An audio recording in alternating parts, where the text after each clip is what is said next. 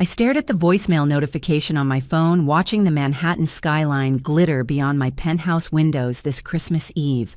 My mother's tearful voice echoed through the speaker, begging me to come home, saying they desperately needed me. The irony tasted bitter in my mouth. 7 years ago, they emptied my entire college fund of $85,000 to pay for my younger sister Madison's private university tuition. "You'll find a way," Mom had said, then dismissing my dreams like yesterday's newspaper. Now they needed me, but the successful tech CEO I'd become existed despite them, not because of them. Their betrayal had forced me to build my empire from nothing, and now that empire was all I had on this cold December night. The memory crashed over me like ice water, dragging me back 7 years to that August evening when my entire world shattered. I was 18, 3 weeks away from starting my freshman year at Northwestern University when I decided to check my college savings account one final time. The laptop screen might as well have slapped me across the face. Zero balance. $85,000 gone without a trace. My hands trembled as I refreshed the page repeatedly, certain this had to be some technical error. That money wasn't just savings, it was my future carefully accumulated since I was born. My grandmother Rose had started it with a $10,000 deposit the day I came home from the hospital, adding to it every birthday and Christmas until she passed when I was 12. In her will, she'd left another $50,000 specifically for my education, with explicit instructions that it be used solely for that purpose. Mom, Dad. I'd practically fallen down the stairs in my rush to find them. They sat at our dining room table, calmly sorting through Madison's Yale acceptance packet. The pristine white envelope with its blue lettering seemed to mock me from across the room. "There's something wrong with my college account," I said, breathless with panic. "It's showing zero balance." My mother, Sandra, didn't even look up from the financial aid paperwork she was reviewing. "Oh, that. We needed to move some things around, honey." "Move things around." My voice cracked. "The account is empty." My father, Robert, finally raised his eyes to meet mine. No guilt flickered across his face, just mild annoyance at being interrupted. "Madison got into Yale Joel Pay. Do you understand what that means? The opportunities she'll have? With my college money?" The words came out as barely a whisper. "It's family money," Mom interjected smoothly. "And we decided as a family that Madison needs it more. Yale doesn't offer the kind of financial aid that Northwestern does. You'll find a way. You always do." The room spun around me. Madison sat in the corner, texting on her phone, not even pretending to care about the bomb they'd just dropped on my life. At 16, she wore designer jeans that cost more than my entire wardrobe, her perfectly manicured nails clicking against the latest iPhone screen. That money was from Grandma Rose. I managed to choke out. She left it specifically for my education.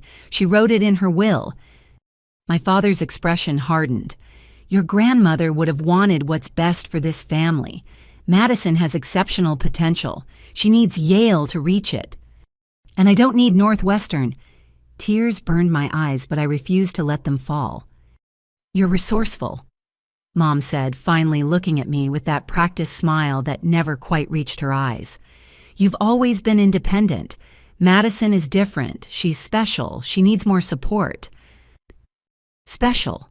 The word they'd used my entire life to explain why Madison got dance lessons while I got library cards, why she got summer camps while I got summer jobs, why her mistakes were learning experiences while mine were disappointments. "This is theft," I said quietly. "Grandma's will specified that money was for my education. You can't just take it." The silence that followed was deafening. Madison finally looked up from her phone, a smirk playing at the corners of her mouth. My parents exchanged a glance I'd seen 1,000 times before the one that said they'd already rehearsed this conversation. Theft is a very ugly word to use with family. My mother said, her voice taking on that dangerous edge I knew too well. "We're your parents. We make the financial decisions in this house." "I'm 18. That account was in my name. With us as custodians," my father reminded me. which means we had every right to allocate those funds where they were most needed. And frankly, Jolpe, your attitude right now is proving we made the right choice. Madison appreciates the sacrifices we make for her. Sacrifices, as if stealing my future was some noble act of parenting. I looked at my sister, waiting for her to say something, anything. She merely shrugged and returned to her phone, probably texting her boyfriend about their planned celebration dinner at the expensive steakhouse downtown. Northwestern starts in 3 weeks, I said, my voice hollow. What am I supposed to do? Community college is always an option, Mom suggested brightly. You could live at home, work part-time. In a few years, maybe you can transfer somewhere. See, there are always solutions if you're willing to work for them. The crushing weight of their betrayal settled onto my shoulders. This wasn't a spur-of-the-moment decision. They'd planned this, calculated the timing to leave me with no options. The acceptance letter I'd framed, the dorm room supplies I'd bought with my job savings, the future I'd mapped out, all of it, crumbled to dust in that dining room. You know what the worst part is? I said, standing on shaking legs. It's not even the money. It's that you looked me in the eye every day knowing you were going to do this. You let me dream, let me plan, let me believe I mattered in this family. My father's jaw tightened. You're being dramatic. This is what's best for everyone. Everyone except me, I corrected. As I turned to leave, my mother called after me with false concern. Where are you going? We're having Madison's celebration dinner at 7. Marcello's her choice. You should come. This is a happy day for our family. I paused at the doorway, looking back at the three of them. My parents already returning to their paperwork as if they hadn't just destroyed my life. My sister scrolling through Instagram without a care in the world. A happy family celebrating one daughter's bright future with the stolen dreams of another. Grandma Rose would be ashamed of you, I said quietly. My mother's mask finally slipped, revealing a flash of genuine anger.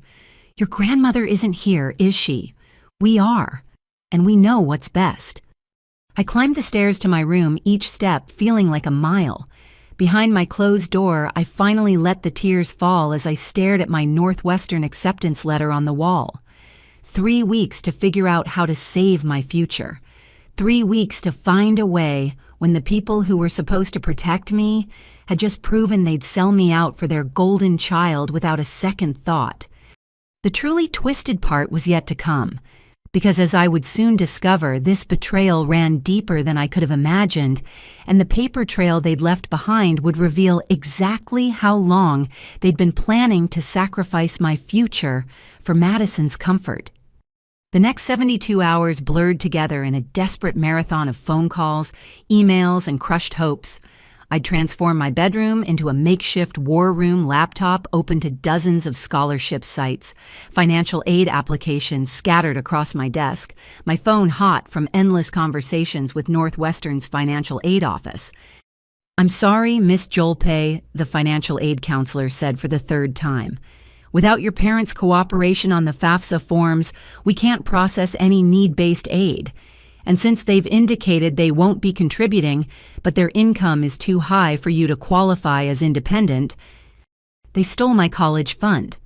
I explained again, my voice raw from repeating the story. $85,000. Gone. I understand this is difficult, but unless you can prove abuse or abandonment through legal channels, you're still considered a dependent. Have you talked to them about co-signing private loans? That conversation had gone about as well as expected. I'd found my parents in the living room, Madison between them as they browsed Yale's course catalog on her new laptop, a pre-college gift that cost more than I'd saved from 2 years of part-time work. Absolutely not, my father had said before I'd even finished explaining. We can't risk our credit. Madison might need graduate school loans down the line. I need undergraduate loans right now, I'd pointed out. Then maybe this is the universe telling you to reconsider your path, my mother suggested. Community college really isn't that bad, sweetie. Lots of successful people started there. The doorbell interrupted what would have been my furious response. Aunt Patricia stood on our porch, her expression grim. My father's younger sister had always been the family truth teller, the one who called out uncomfortable realities at holiday dinners. "I need to talk to Jolpe," she announced, pushing past my shocked parents. "Alone." In the privacy of our backyard, Patricia revealed the depth of my parents' deception. "I've been worried about you." She began pulling out her phone. "So I did some digging, found some interesting emails between your parents and other family members." She showed me screenshot after screenshot, messages dating back 2 years discussing the Madison situation and reallocating resources. My parents had been slowly moving money from my account into theirs, claiming they were consolidating for better interest rates. They'd told extended family that I'd agreed to help my sister, that I was so proud of Madison getting into Yale. "This one's my favorite," Patricia said bitterly, showing me an email from my mother to my grandmother's sister. "She says you insisted Madison take the money because you wanted to find your own way," written 3 months ago. 3 months ago, when I'd been excitedly planning my Northwestern dorm room with my best friend Sarah, completely oblivious to the betrayal brewing in my own home. "They've been character assassinating me to the entire family." My voice came out strangled. "They knew you'd reach out for help when you discovered what they'd done," Patricia explained. "So they got ahead of it. Painted you as this independent spirit who didn't want help, while Madison was the delicate flower who needed support." "Can you help me?" I asked, hating how desperate I sounded. Patricia's face crumbled. "I wish I could, honey. But Jim just lost his job, and with 3 kids, I've got maybe $500 I could spare, but that won't make a dent in what you need." Over the following days, I reached out to every relative with the means to help. Each conversation followed the same devastating pattern. "Oh, Jolpe," my mother's cousin said, "your parents mentioned you wanted to do this on your own. I admire your independence." "That's not true," I'd insist. "They took my money without asking." An uncomfortable pause. "That's not what they told us. Are you sure there wasn't a misunderstanding?" By the 5th rejection, I understood the brilliant cruelty of my parents' strategy. They'd poisoned the well so thoroughly that I looked like either a liar trying to manipulate family for money or an ungrateful daughter backing out of a promise. My reputation in the extended family was destroyed before I'd even known I needed defending.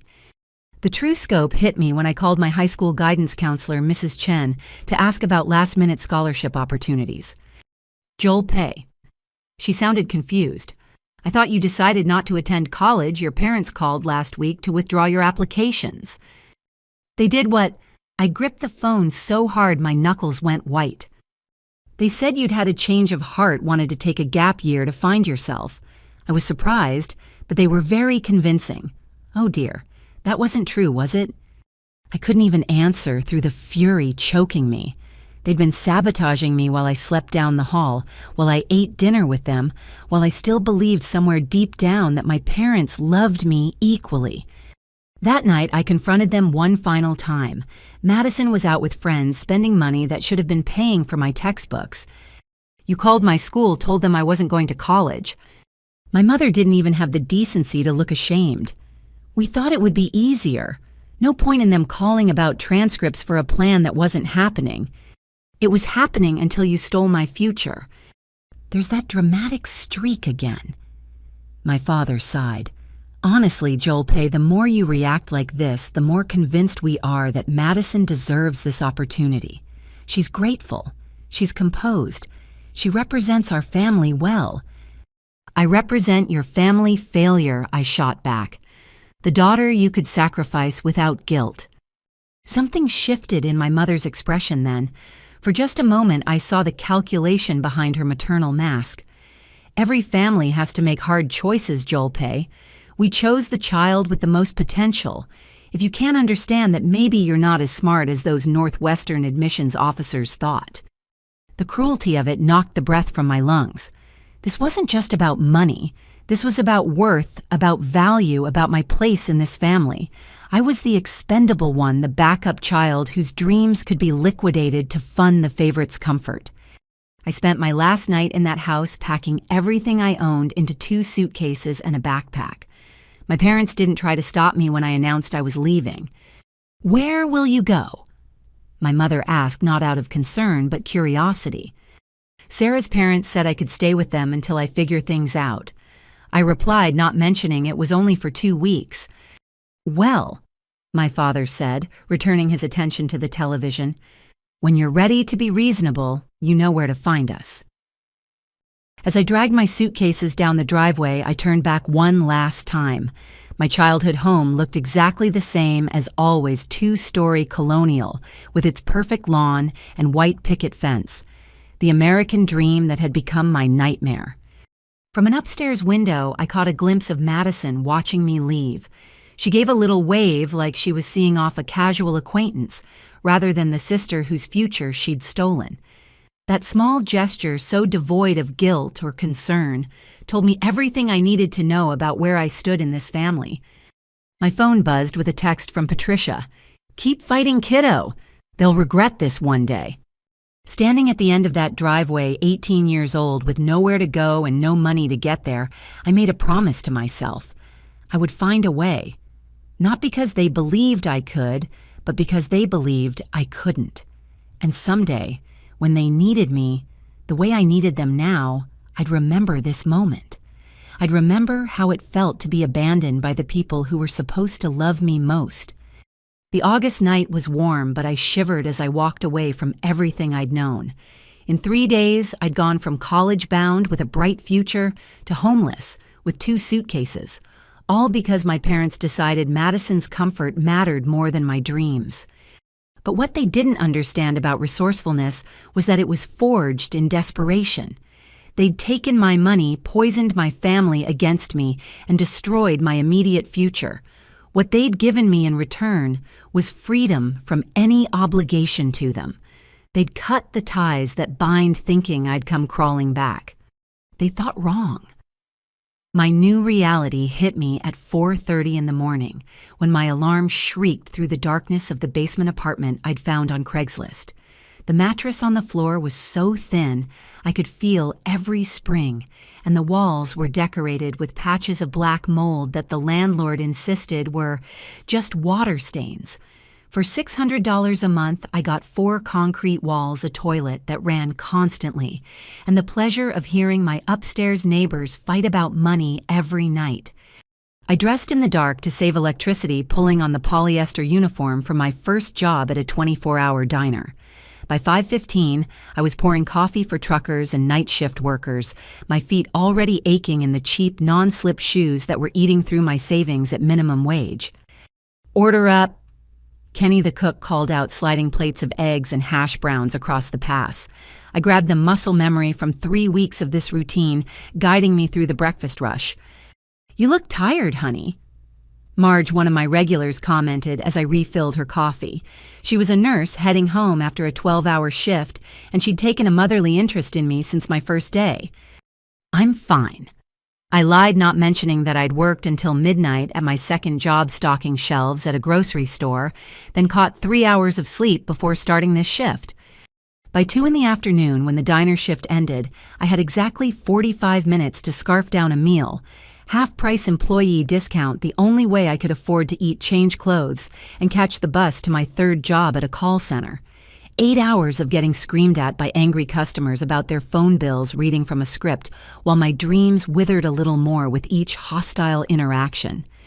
The call center paid slightly better than minimum wage, but the soul-crushing monotony made every hour feel like 3.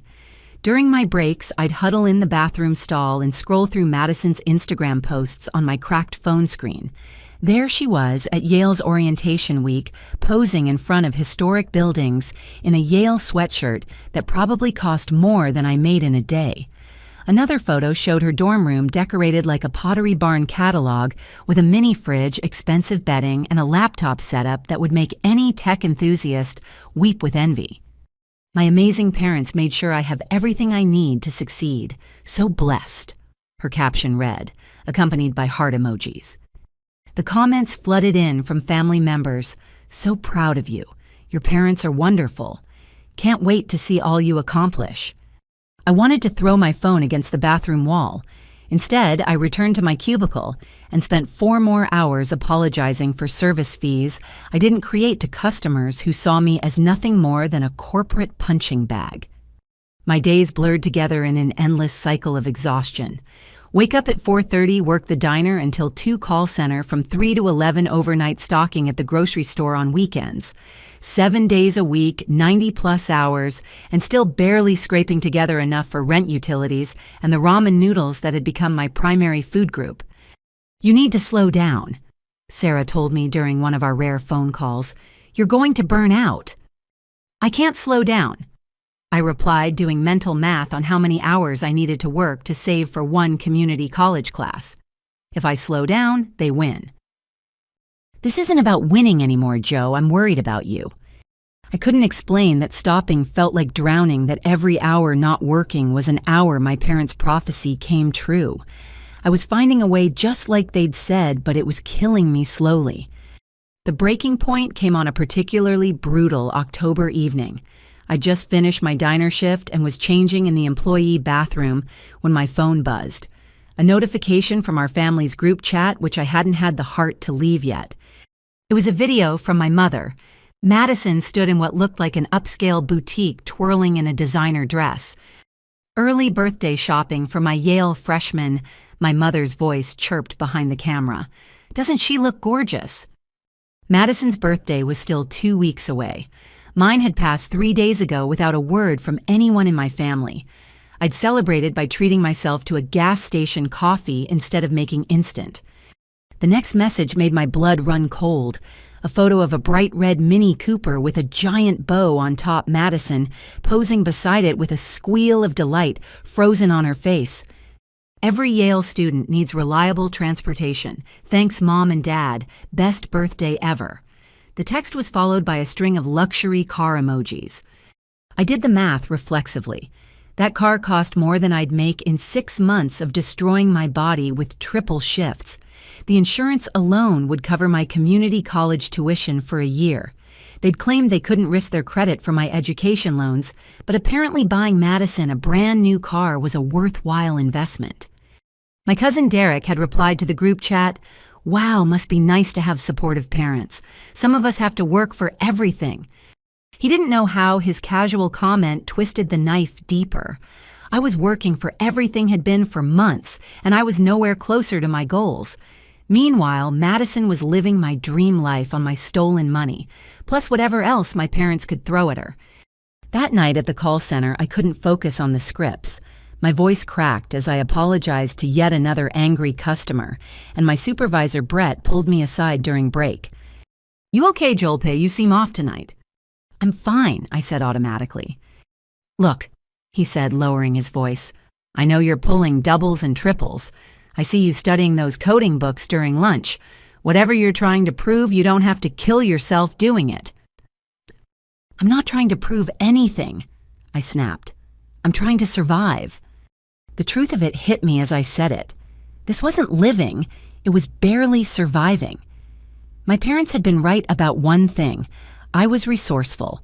But resourcefulness without resources was just another word for desperation. The mold in my apartment had gotten worse, creeping across the ceiling like a map of my failures. I developed a persistent cough that wouldn't go away, and the dark circles under my eyes had become permanent fixtures. My body was breaking down, and I was only 3 months into this new life.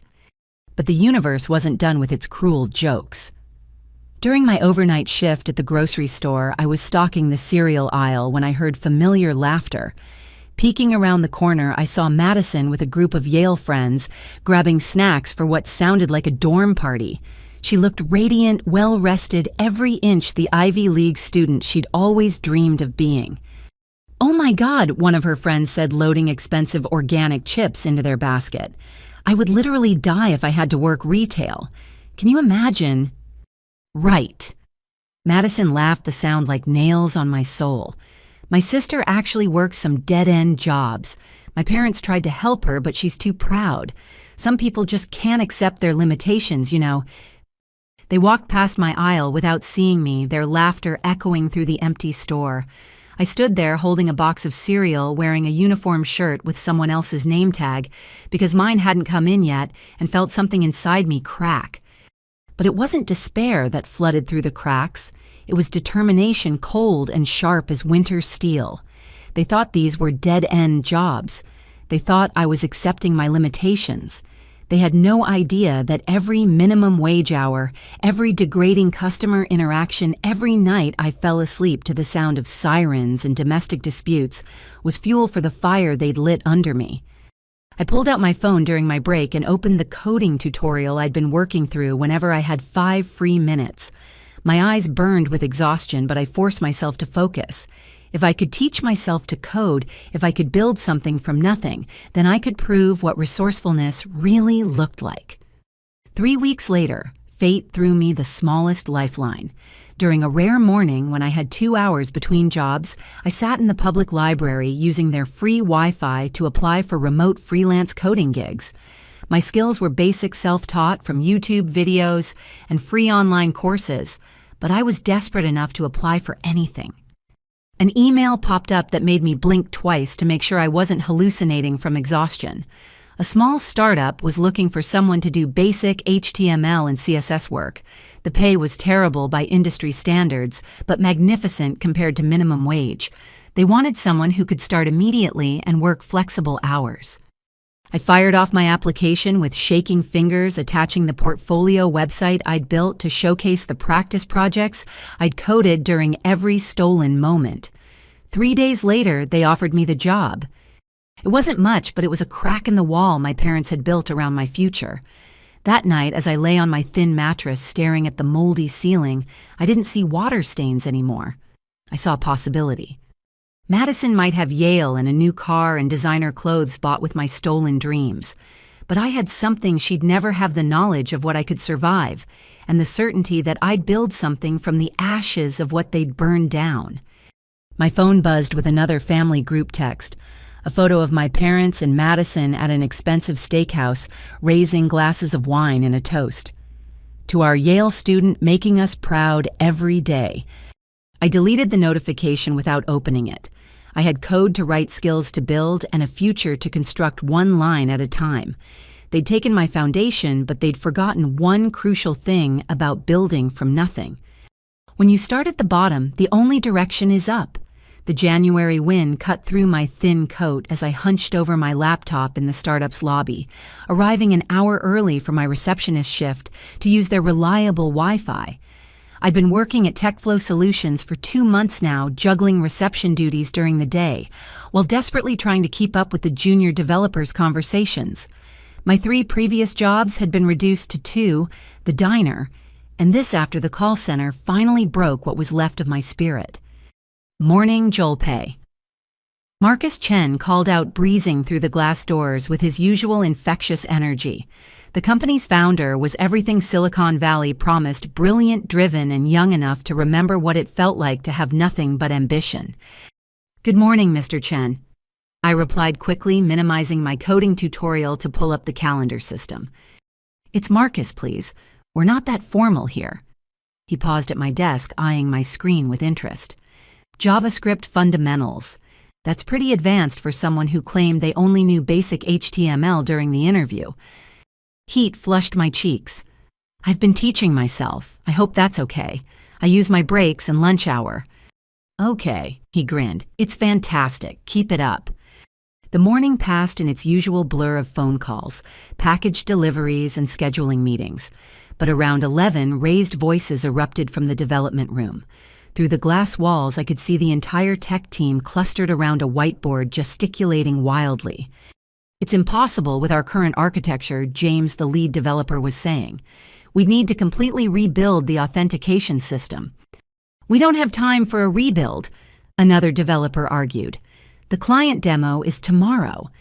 I tried to focus on organizing the supply closet, but their technical discussion kept pulling my attention. They were struggling with a user authentication problem I'd encountered in one of my late-night coding tutorials just last week. The solution had taken me hours to understand, but it was surprisingly elegant once it clicked. By lunch, the team looked defeated. Marcus stood at the whiteboard, running his hands through his hair in frustration. The demo was crucial, potentially worth millions in funding. I should have kept quiet, should have stayed in my lane as the receptionist who answered phones and ordered lunch. But watching brilliant people struggle with something I'd accidentally learned made my fingers itch. During my lunch break, while they were out grabbing sandwiches, I slipped into the empty development room. Their code was still displayed on the main monitor, and I could see the exact issue that had stumped me during my tutorial.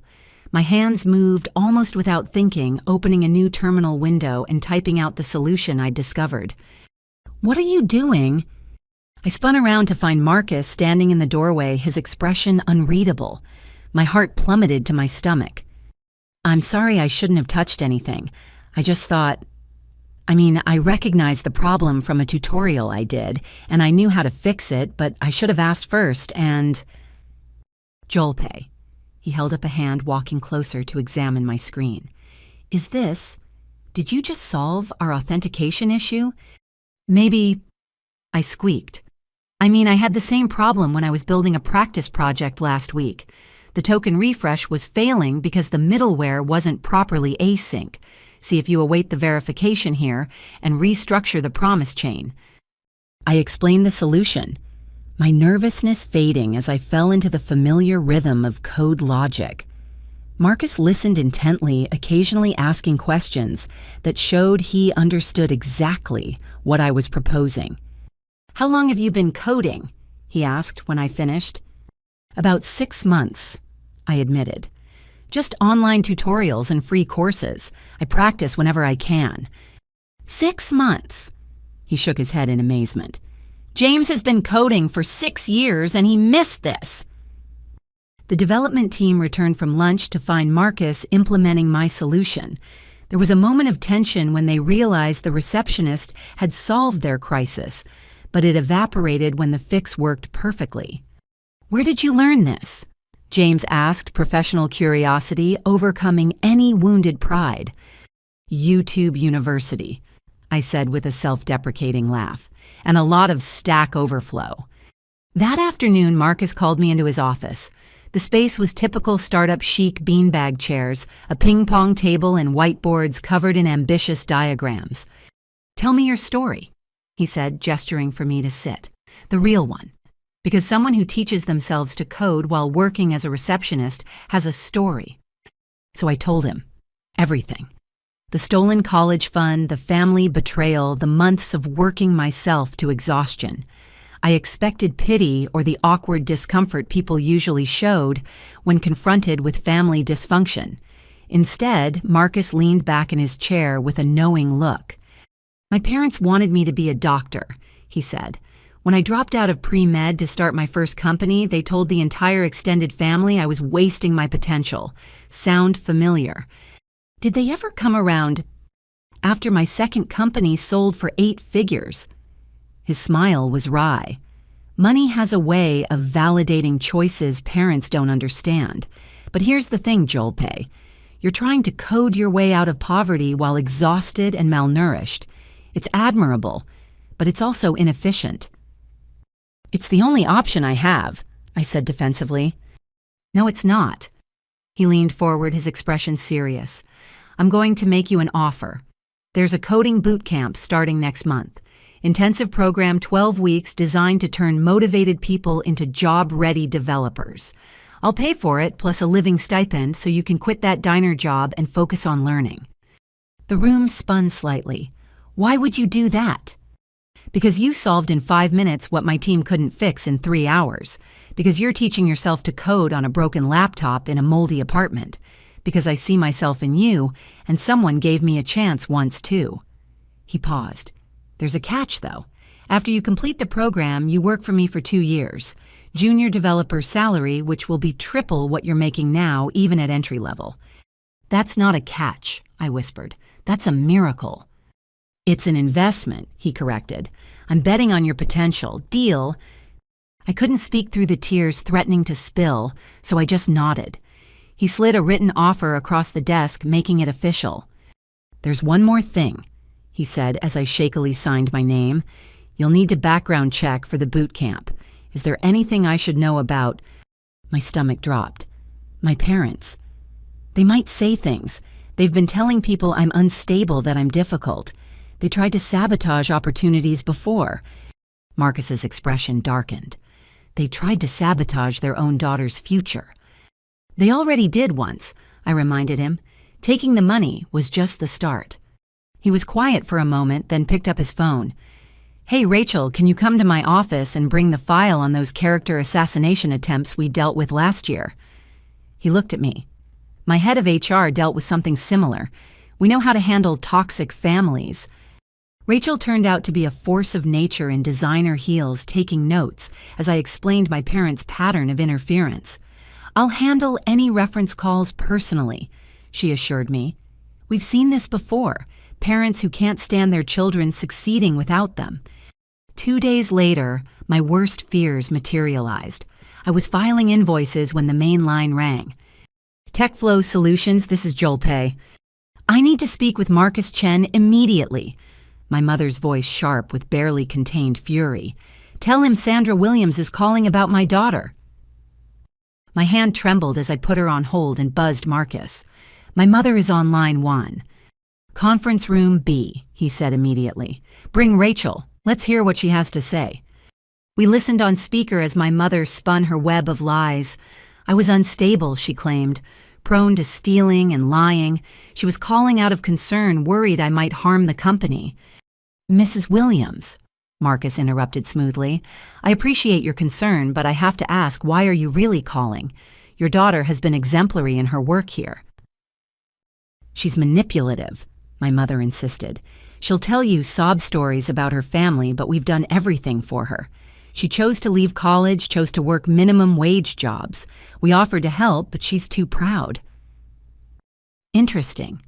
Marcus's voice was deadly calm. "Because I have documentation here showing you emptied her college account. Would you like to explain that?" The silence stretched so long I wondered if she'd hung up. Finally, "That's a family matter." "No, it's theft," Rachel interjected. "And interfering with her employment could be considered harassment. Should we involve our legal team?" The call ended with my mother sputtering threats about lawsuits and family loyalty. Marcus looked at me with something between sympathy and anger. "She really tried to destroy your job opportunity because she found out you were succeeding. She can't stand that I'm proving her wrong," I said quietly. "If I succeed without them, it means they were wrong to write me off. It's easier to sabotage me than admit they made a mistake." Rachel documented everything, creating a paper trail in case my parents escalated. But something shifted in Marcus after that call. He became not just a boss offering opportunity, but a mentor determined to see me succeed despite the obstacles my own family threw in my path. "You know what the best revenge is?" he asked as we left the conference room. "Success." "Success they can't take credit for," he corrected. "Success that happens despite their best efforts to prevent it. Success that proves every word they said about you was a lie." The boot camp started in 3 weeks. For the first time in months, I had hope that burned brighter than the hurt. My parents had stolen my first chance at a future, but they'd inadvertently pushed me towards something potentially better. Traditional college would have given me debt and a degree. This path would give me skills and a mentor who understood that sometimes the family you choose matters more than the family you're born into. That night, I gave notice at the diner, packed my few belongings, and used my first stipend payment to move into a small but clean studio apartment near the boot camp location. No mold on the walls, no sirens all night, no constant reminder of how far I'd fallen. As I lay in my new bed, a real bed with an actual frame, my phone buzzed with a text from Madison. "Heard you're playing secretary now. Mom says you're embarrassing the family. At least I'm making them proud at Yale." I deleted the message without responding. In 12 weeks, I wouldn't be a secretary anymore. I'd be a developer. And somewhere in that transformation, I'd stop being the daughter they could sacrifice and start being the woman who built herself from scratch. Marcus was right about revenge. The best kind wasn't served cold. It was served through code one function at a time. The boot camp transformed me from a desperate self-taught coder into a legitimate developer. 12 weeks of intensive training fueled by proper nutrition and adequate sleep for the first time in months unlocked potential I didn't know existed. My instructors were amazed at my progress, not realizing that when you've spent months coding on a broken laptop between minimum wage shifts, having dedicated time to learn felt like breathing after drowning. By graduation day, I'd built 3 full-stack applications and caught the attention of several hiring managers who attended our demo day. But I'd made a promise to Marcus, and I intended to keep it. The morning I started as a junior developer at TechFlow, earning more in a month than I'd previously made in 3, I finally felt like I could exhale. The work was challenging but exhilarating. I threw myself into every project staying late, not because I had to, but because I wanted to absorb everything. My teammates, who'd witnessed my evolution from receptionist to developer, became my biggest champions. James, who could have resented being shown up instead, became a mentor teaching me architectural patterns that weren't covered in boot camp. 6 months into my new role, everything changed during a company hackathon.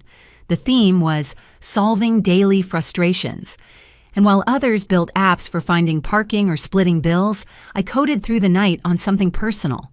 My app Fair Share was designed to help young adults track and document financial abuse within families, creating legal records of stolen education funds, inheritance theft, and parental financial manipulation. "This is brilliant," Marcus said as I demonstrated the features. "But it's also very specific, personal experience." You could say that I admitted showing him the inheritance tracking feature that would have saved me if I'd had it years ago. The panel of judges, including 2 venture capitalists Marcus had invited, were intrigued. One of them, Patricia Kumar, pulled me aside after the presentations. "This addresses a real gap in the market," she said. "Elder financial abuse gets attention, but young adult financial abuse by parents is barely acknowledged. Do you have data on the market size?" I didn't, but I spent the next week researching. The numbers were staggering. Millions of young adults experienced financial manipulation by family members, but there were few resources to help them document it or seek recourse. Within a month, Patricia's firm offered seed funding of $500,000 to develop FairShare into a full platform. Marcus not only gave his blessing, but offered to be an advisor. "Your 2-year commitment is to work for me," he said. "Doesn't mean you can't build something on the side. Just remember us when you're running a unicorn." The irony wasn't lost on me that my family's betrayal had inspired something that could help others. I worked on FairShare during evenings and weekends, careful not to let it interfere with my TechFlow responsibilities. The app launched in beta 3 months later to overwhelming response. Within the first week, we had 10,000 downloads and hundreds of stories that mirrored my own. That's when Madison reached out. Her text came on a Tuesday evening while I was reviewing user feedback. "Hey sis, long time no talk. Wondering if you could help me out with something." I stared at the message, my first direct contact from her in over 2 years. Against my better judgment, I responded, "What do you need?" "Can we meet for coffee? I'm in the city for the weekend." Every instinct screamed no, but curiosity won. We met at a neutral location, a busy cafe where she couldn't cause a scene. The Madison who walked in looked different from her Instagram posts. The designer clothes were still there, but her face carried a stress I'd never seen before. "You look good," she said, eyeing my professional attire with surprise. "Mom said you were struggling." "Mom says a lot of things," I replied evenly. "What do you need, Madison?" She fidgeted with her Yale class ring, a gesture so uncharacteristically nervous it set off alarm bells. "I need a loan, just temporarily. $20,000 should cover it." I nearly choked on my coffee. $20,000 for what? "Expenses," she said vaguely. "Yale is more expensive than we planned. Mom and Dad are tapped out with the mortgage and my car payments. I thought since you're doing okay now..." "I'm doing okay because I worked 3 jobs and taught myself to code after you all stole my future," I said quietly. "Why would I give you money?" Her mask slipped, revealing something desperate underneath. "Because I'm your sister. Because family helps family. Like you helped me when they emptied my college fund." "That wasn't my fault," she snapped.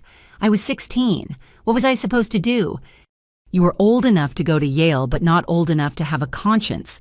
I pulled out my phone and showed her the FareShare app. I built this because of what our family did to me. It helps people document financial abuse. Funny thing is, half our users are dealing with siblings who got preferential treatment and then came back asking for more. Madison's face went pale. You're making money off our family drama. I'm helping people who were betrayed like I was. And no, I won't give you $20,000 or $20. You made your choice when you took that money knowing it was mine. I'll tell Mom and Dad about your little app, she threatened. They'll sue you for defamation. Go ahead, I said, standing to leave. My lawyer would love to depose them about the theft. We have all the documentation now, including Grandma's will and the bank records showing how they moved the money. But as I walked to the door, she called out something that made me pause. I'm on academic probation. If I don't pay for a summer program to boost my GPA, I'll lose my scholarship. They don't know. They think I'm doing perfectly. I turned back to see tears streaming down her face, and for a moment I saw my sister instead of my betrayer. Then I remembered her laughing with her friends about my dead-end jobs, and the sympathy evaporated. Maybe you should have studied harder instead of posting Instagram stories from parties, I said. You'll find a way. You're resourceful, right? The echo of our mother's words hung between us. Madison flinched as if I'd slapped her, finally understanding what it felt like to have family turn their backs when you needed them most. I left her there and went back to my life, but the encounter disturbed something I'd thought was settled. That night, I dove into FareShare's data reading story after story of golden children who eventually faced consequences when the parental money ran dry. The pattern was consistent: years of entitlement followed by spectacular falls when reality hit. 2 weeks later, my suspicions were confirmed when a user posted about discovering their sibling had been lying to their parents about academic performance while spending tuition money on lifestyle maintenance. The details were too specific to be coincidence. Madison was living a double life, and the facade was cracking. My phone rang at midnight. Mom. What did you say to your sister? She demanded without preamble. She's been crying for days. I told her I wouldn't give her money, I replied. The same way you told me to find my own way. This is different. She's maintaining excellence at Yale. You were just going to a state school. Northwestern isn't a state school, Mom, and Madison isn't maintaining excellence. She's on academic probation. The silence stretched so long, I checked to make sure the call hadn't dropped. Finally, you're lying. Madison would never lie to us. Like you never lied to the family about me agreeing to give her my college fund. How dare you? How dare you call me at midnight demanding money for the child you chose over me? I kept my voice calm despite the anger burning in my chest. Madison made her bed with my stolen sheets. Now she can lie in it. When did you become so cruel? My mother whispered. I learned from the best, I said, and hung up. The family group chat exploded over the following days. Messages flew about my selfishness, my cruelty to poor Madison, who was struggling to maintain perfection. I watched it all unfold without responding, screenshotting everything for potential legal documentation. But the real vindication came a month later when the truth emerged. Madison had been lying for over a year, maintaining an elaborate deception about her grades, while spiraling into shopping addiction and party culture. The $20,000 she'd asked me for wasn't for a summer program. It was to pay off credit card debt she'd hidden from our parents. The family narrative shifted overnight. The golden child had tarnished, and suddenly everyone remembered how poor Jolpe had been treated. Aunt Patricia called to say she was proud of me for standing firm.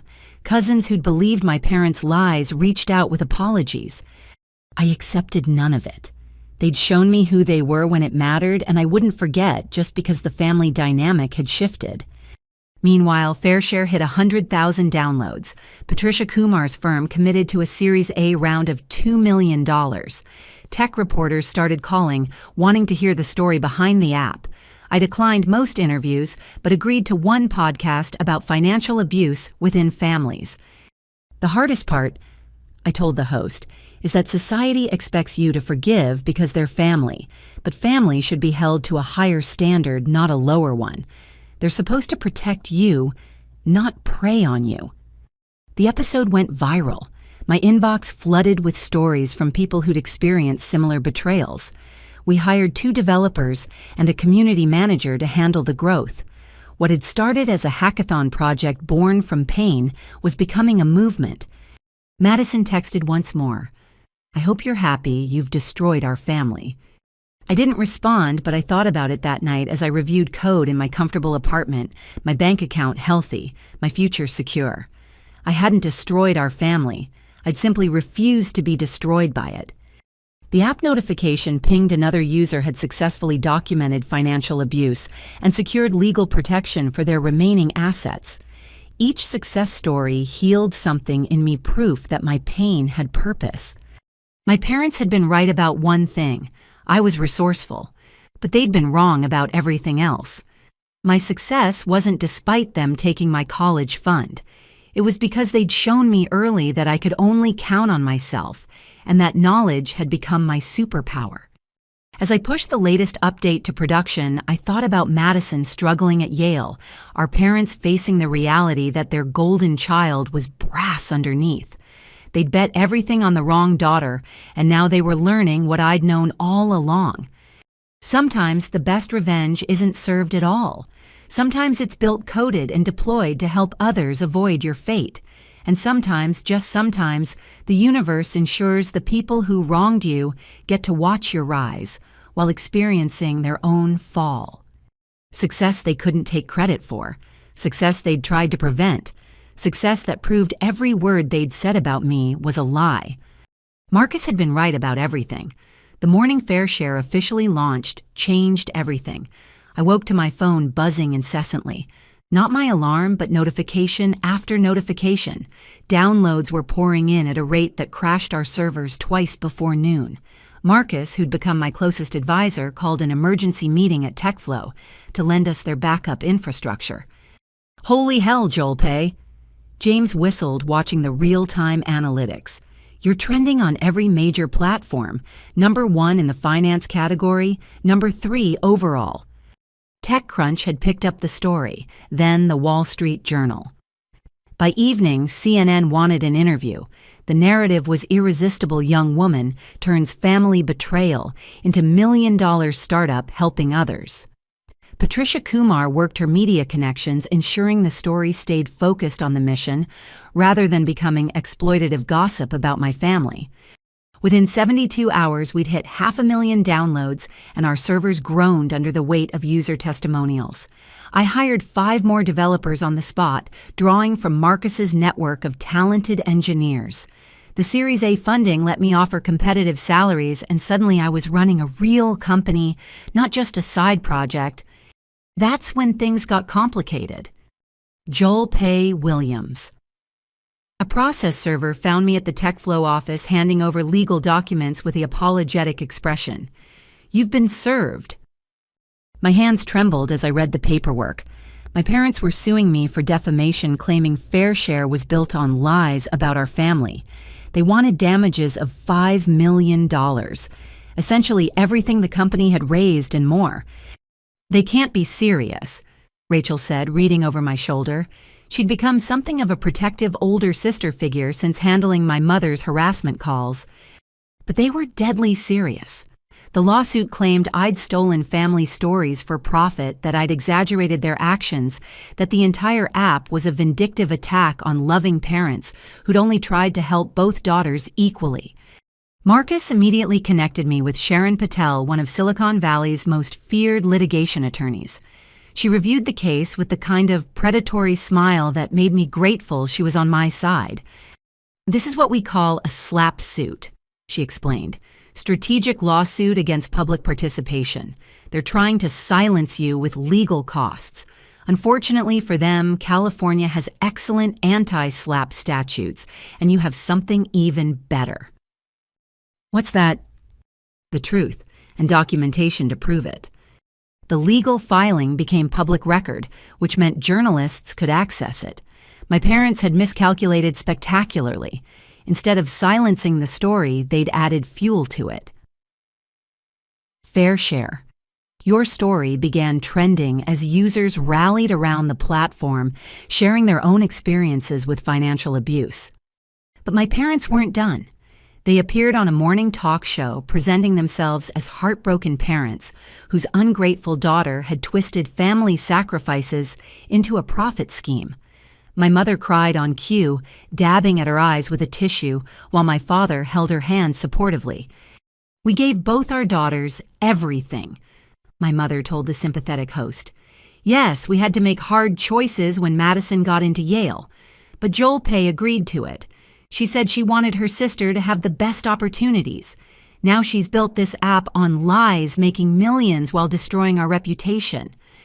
The host nodded sympathetically, clearly buying their performance. "And what about the allegation that you emptied her college fund without permission?" "There was no fund specifically for her." My father lied smoothly. "It was family money that we allocated where it was most needed. Joel could have gone to community college and transferred. Instead, she chose to drop out and work minimum wage jobs to punish us." I watched from my office, surrounded by my team who'd gathered in silent support. The lies flowed so easily from their mouths, I almost believed them myself. They'd rewritten history so thoroughly in their minds that they probably believed their own version. "Should we respond?" my head of communications asked. "Not yet," Sharon advised over speakerphone. "Let them hang themselves. We'll present our evidence in court, not the media." But we didn't have to wait for court. That afternoon, Aunt Patricia did something extraordinary. She went on social media with screenshots of every email, every text, every family group chat message from the past 3 years. The conspiracy to hide the theft, the character assassination, the deliberate sabotage, all of it laid bare for the world to see. "I've stayed silent too long," her post read. "Watching my brother and sister-in-law destroy one daughter to prop up another has haunted me. Here's the truth they don't want you to see." The internet did what it does best: investigate. Within hours, people had found Madison's Yale academic record public due to a database breach showing her suspension for academic dishonesty. They found the mortgage documents showing my parents' house in foreclosure. They found Madison's abandoned fashion blog where she'd bragged about spending daddy's money on designer goods while I was working 3 jobs. My phone rang. Madison. "You need to stop this," she said without preamble. "The internet is destroying me. I can't get a job anywhere. Everyone knows who I am now." "I didn't start this," I reminded her. "Mom and Dad did when they sued me. They're just trying to protect the family." "What family?" I asked. "The one where they stole my inheritance. The one where you laughed about my dead-end jobs with your Yale friends. That family—" "I was young and stupid," she pleaded. "Haven't I been punished enough? I lost everything. Yale expelled me officially yesterday because of the media attention. My trust fund is gone because Mom and Dad spent it on lawyers. I'm working at a coffee shop and living with 4 roommates." For a moment, silence stretched between us. I thought about how she'd lived my life for a few months and crumbled while I'd lived it for years and built an empire. "Madison," I said finally, "you're experiencing consequences, not punishment. There's a difference." "So you won't help me?" "I'll help you the same way you helped me when I begged you to speak up about the stolen money. The same way you helped when you knew Mom was calling my employers. The same way you helped when you had everything and I had nothing." "I get it," she said bitterly. "You want me to suffer." "No," I corrected. "I want you to grow, and growth hurts. Trust me, I know." She hung up, but not before I heard her sob. Part of me, the part that remembered teaching her to ride a bike and braiding her hair for school, ached. But the larger part, the part that had survived on ramen and determination, stayed firm. The lawsuit moved forward at legal speed, which meant slowly. During depositions, my parents' lies unraveled thread by thread. When presented with bank records showing the trust fund withdrawal, they claimed it was a misunderstanding.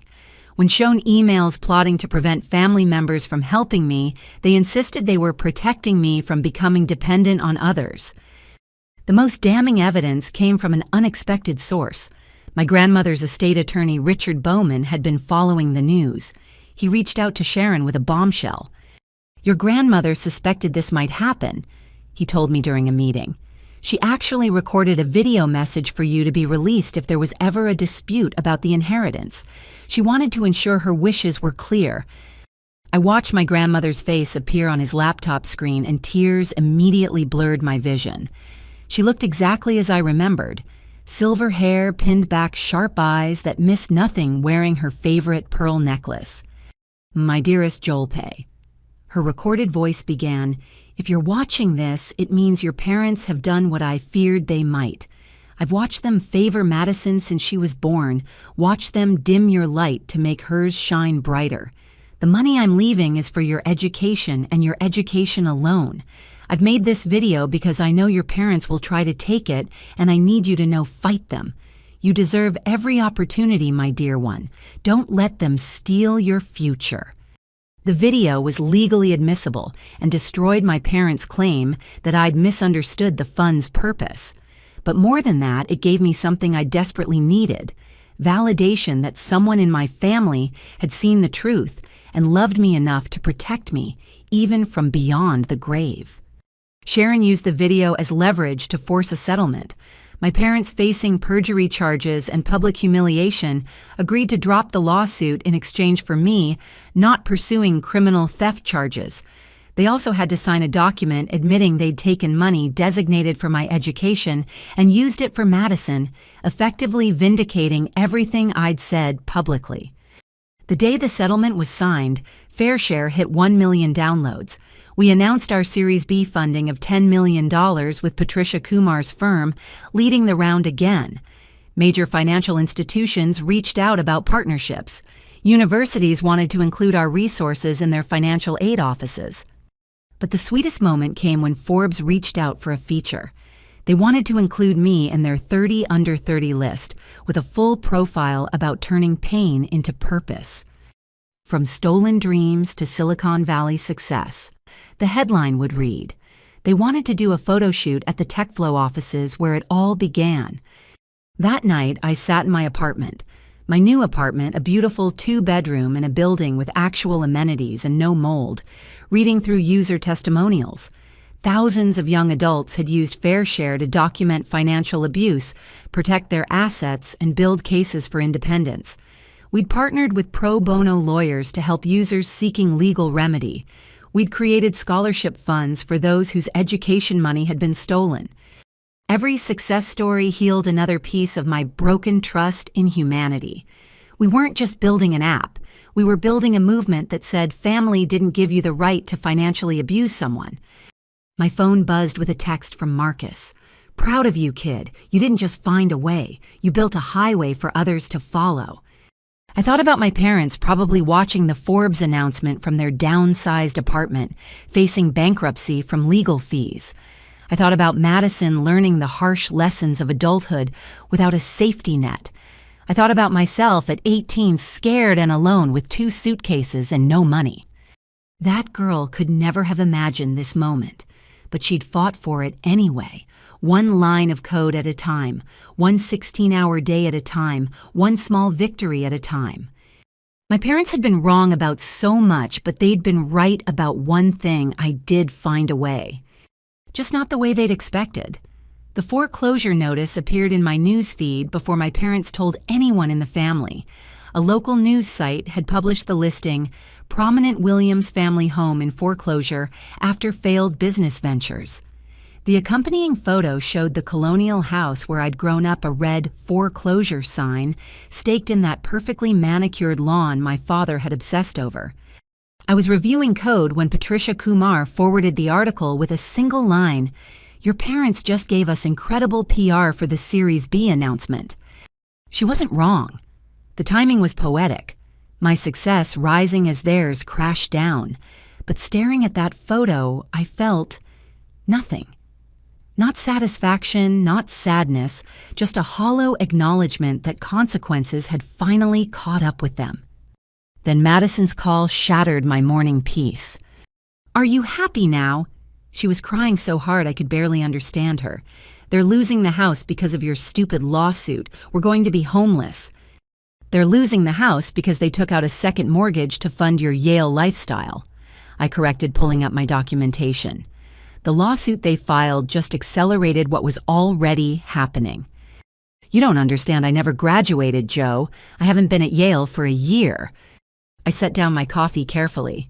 Explain. The story tumbled out between sobs. Madison had been expelled for plagiarism in her junior year. Not just one paper, but a systematic pattern of buying essays online. The academic probation had been her last chance, and she'd blown it. But instead of telling our parents, she'd maintained an elaborate lie complete with fake grade reports and staged photos with friends who were still enrolled. I used the tuition money they kept sending to maintain appearances, she admitted. Rent for an apartment near campus clothes to look the part, trips to make my Instagram look right. I thought if I could just fake it until I figured out another plan. You spent a year's worth of Yale tuition on maintaining a lie. I couldn't hide my disbelief. It was more than tuition, she wailed. They gave me everything. Credit cards for educational expenses, money for study abroad programs I never went on. I even hired someone to create a fake Yale transcript when they asked to see my grades. The scam was breathtaking in its audacity. While I'd been sleeping on a mattress on the floor, she'd been spending 6 figures to avoid admitting failure. Why didn't you just tell them the truth? Are you kidding? I'm the golden child. Remember, the special one who needed Yale to reach her potential? How could I tell them their investment was worthless, that I'm just as much of a failure as me? I finished coldly. That's not what I meant. Yes, it is. And that's exactly why you couldn't tell them. Because in their eyes, there was only room for one failure in this family, and that spot was already taken. But the true explosion came that evening when the full story broke. An investigative journalist had been digging into my family since the lawsuit became public. They discovered the web of lies through public records and social media forensics. The headline was brutal. Yale scandal: Williams family spent stolen college fund on daughter's fake education. The article detailed everything: the forged transcripts, the elaborate deception, the fact that my parents had been showing off their Yale graduate daughter at family events for months after her expulsion. Screenshots showed Madison at fake graduation ceremonies, my parents' proud Facebook posts about their Ivy League daughter, the thousands of dollars flowing toward an education that didn't exist. My phone exploded with family group chat notifications. Relatives who'd sneered at my jealousy were now demanding answers. The aunt who'd refused to help me because I was too proud was raging about being deceived. The cousins who'd believed I was selfish were sharing the article with shock emojis. But the real bomb dropped when the journalist reached out to me for comment and mentioned something chilling. Did you know your parents listed you as a co-signer on some of these debts? Sharon Patel earned every penny of her retainer that night.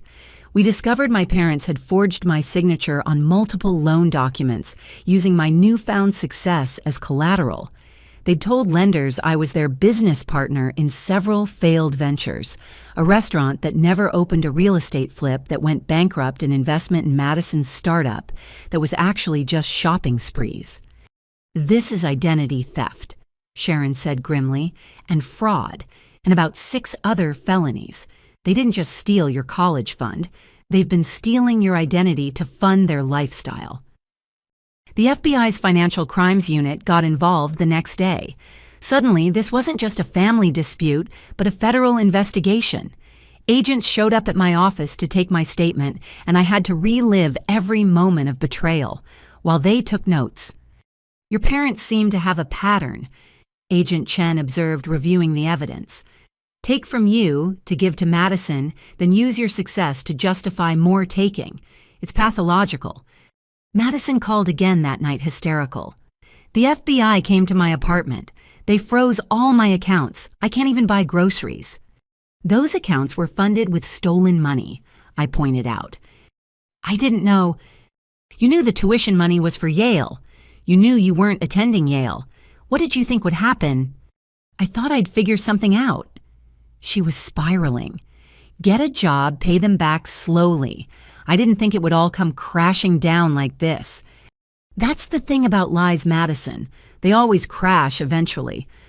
Help me, she begged. Please, I'll do anything. I'll testify against them. I'll admit everything. Just don't let me go to jail. I consulted with Sharon, who confirmed Madison's cooperation could help our case. But there were conditions. Full honesty, I told her. Every lie, every deception, every cruel thing you did while spending my money. You admit it all publicly and work with the FBI. Everyone will hate me, she whispered. Everyone already hates you, I said bluntly. This is about saving yourself from prison. The family meeting that weekend was a massacre. Aunt Patricia hosted at her house, and every branch of the Williams family tree showed up demanding answers. My parents, looking haggard and decade older, tried to spin one last story. We were trying to protect the family's reputation, my mother insisted. If people knew Madison had failed, it would reflect poorly on all of us. So you stole from Joel Pay to pay for a fake education? Uncle Dennis asked incredulously. We didn't steal, my father roared. We reallocated family resources. You committed fraud, Patricia corrected coldly. You forged signatures. You lied to lenders. You destroyed one daughter to prop up a fantasy about the other. The room erupted. Years of buried resentment surfaced. Other relatives admitted my parents had borrowed money they'd never returned always, with promises that Madison's future Yale success would enable repayment. The family's financial web of deceit went deeper than anyone had realized. Madison sat in the corner silent for once, her designer clothes looking like costume pieces now that everyone knew they'd been bought with blood money. Mine. I need everyone to know something, she finally said, voice barely above a whisper. I knew they emptied Joe's account. I was there when they discussed it. Mom said Joe was strong enough to handle disappointment, but I needed protection. I laughed. I actually laughed when Dad said she'd probably thank us one day for teaching her resilience. The confession sucked the air from the room. Even I hadn't known she'd been party to the planning. You watched them steal my future and laughed. I asked, my voice deadly calm. I was 16. I was selfish and stupid, and I believed them when they said you didn't really need it. She was sobbing now, mascara streaming down her face. They'd spent my whole life telling me I was special, that I deserved the best. I thought that meant I deserved it more than you. And now, Patricia asked sharply. Now I know I didn't deserve any of it. I'm 23 years old with a fake Yale transcript, real debt I can't pay, and skills in nothing except lying and shopping. She looked at me directly for the first time. You were right at the coffee shop. This isn't punishment. It's consequences, and I earned every bit of it. The meeting ended with the family collectively cutting off my parents. Cousins who'd loaned them money demanded repayment. Aunts who'd been told I was difficult apologized to me. The family story had been rewritten with the truth, and my parents found themselves the villains of their own narrative. But the cruelest cut came from Madison herself. Under FBI pressure and facing fraud charges, she agreed to testify against our parents in exchange for immunity. She provided investigators with recorded conversations where they'd coached her to lie documents showing they knew about her expulsion evidence of their systematic financial crimes beyond what they'd done to me. The last time I saw my parents as a family unit was at their arraignment. They stood before a federal judge charged with identity theft, wire fraud, and conspiracy. Their lawyer argued for bail, claiming they weren't flight risks. Your Honor, the prosecutor countered, they've already proven they'll sacrifice their own children for money. They're the very definition of flight risks. Bail was set at $1 million each. They couldn't make it. As they were led away in handcuffs, my mother caught my eye. For just a moment, her mask completely dropped. The look she gave me wasn't anger or sadness or even regret. It was pure bewilderment, like she genuinely couldn't understand how I'd escaped the role they'd assigned me. I understood then that in their minds I'd always been the sacrifice. Not a daughter, not a person with dreams, just collateral damage in their pursuit of creating the perfect golden child. My success didn't compute because sacrifices weren't supposed to rise from the ashes. Outside the courthouse, Madison waited by my car. She looked smaller somehow, her designer armor traded for jeans and a simple sweater. "I know you hate me," she started. "I don't hate you," I interrupted. "Hate requires energy I don't want to waste on you." "I'm going to make this right," she said. "I don't know how, but I'll figure it out. I'll get a real job, go to community college, build something honest. Maybe someday I can be someone you're not ashamed to call sister." I studied her for a long moment, searching for the entitled girl who'd laughed while they planned my destruction. She was still there, buried under layers of consequence and regret, but something else was emerging too. Maybe humility, maybe possibility. "Focus on being someone you're not ashamed to be," I advised. "The rest will follow, or it won't." I drove away, leaving her standing in the parking lot. In my rearview mirror, I watched her grow smaller until she disappeared, entirely a metaphor for our entire relationship. That night, Fair Share hit 2 million downloads. My team celebrated with champagne while I sat in my office staring at the Forbes 30 Under 30 announcement that would go live the next morning. The girl in the professional headshot looked confident, successful, whole. Nothing like the broken 18-year-old who'd left home with 2 suitcases. The Williams family had exploded, detonated by the very people who'd claimed to be protecting it. From the ashes, I'd built an empire. Madison might build character. My parents would build a criminal record. And somewhere Grandma Rose was probably laughing at the poetic justice of it all. The golden child had turned to lead, the sacrifice had become a phoenix, and the family built on lies had collapsed under the weight of truth. The federal courthouse in downtown San Francisco became my second home over the next 6 months.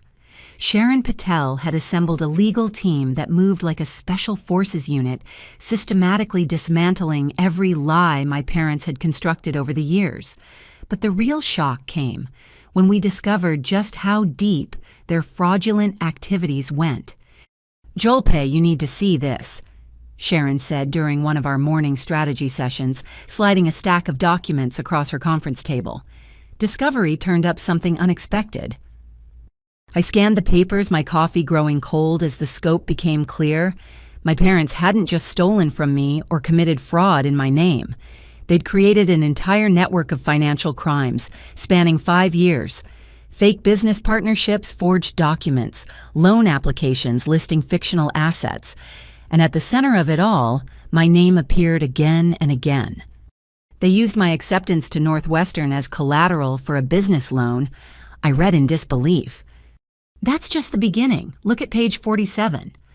I flipped through and found myself staring at a life insurance policy taken out in my name, with my parents as beneficiaries.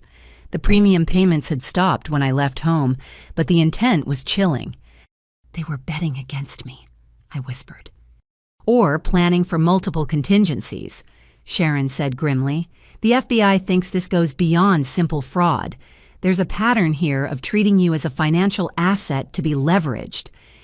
The first day of depositions arrived with unexpected drama. Madison showed up wearing a simple black suit, her Yale party girl persona completely abandoned. She'd been working with the prosecution for months, and the transformation was striking. Gone was the entitled princess who'd spent my college fund on designer handbags. In her place stood someone who looked exhausted by truth. My parents' attorney, a slick corporate lawyer they definitely couldn't afford, tried to paint Madison as an unreliable witness. "Isn't it true, Miss Williams, that you lied to your parents for over a year about attending Yale?" "Yes," Madison answered clearly. "And isn't it true that you created elaborate deceptions, including fake transcripts?" "Yes." "So why should anyone believe you now?" Madison straightened in her chair. "Because lying destroyed my life. Because I watched my parents destroy my sister's future and said nothing. Because the truth is, the only thing I have left that's worth anything." Her testimony was devastating. She'd kept recordings of conversations where our parents coached her on maintaining the Yale lie. She had emails where they discussed using my success with Fair Share to secure more loans. Most damning, she had a video from a family dinner where they'd laughed about how I was too proud to ever discover their ongoing identity theft. "Play the video," the prosecutor instructed. The conference room screen lit up with footage from someone's phone. My parents sat at their dining room table, the same one where they'd announced stealing my college fund. Madison's voice came from behind the camera. "Joe's company is worth how much now?" My mother was asking, wine glass in hand. "The latest funding round valued it at $50 million. My father replied, scrolling through his phone. "We could probably get approved for that expansion loan now. List her as a silent partner." "She'll never know." My mother laughed.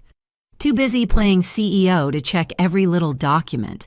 Besides, we're her parents. We have every right to benefit from our investment in her." "What investment?" Madison's recorded voice asked. "We made her strong," my father said without irony.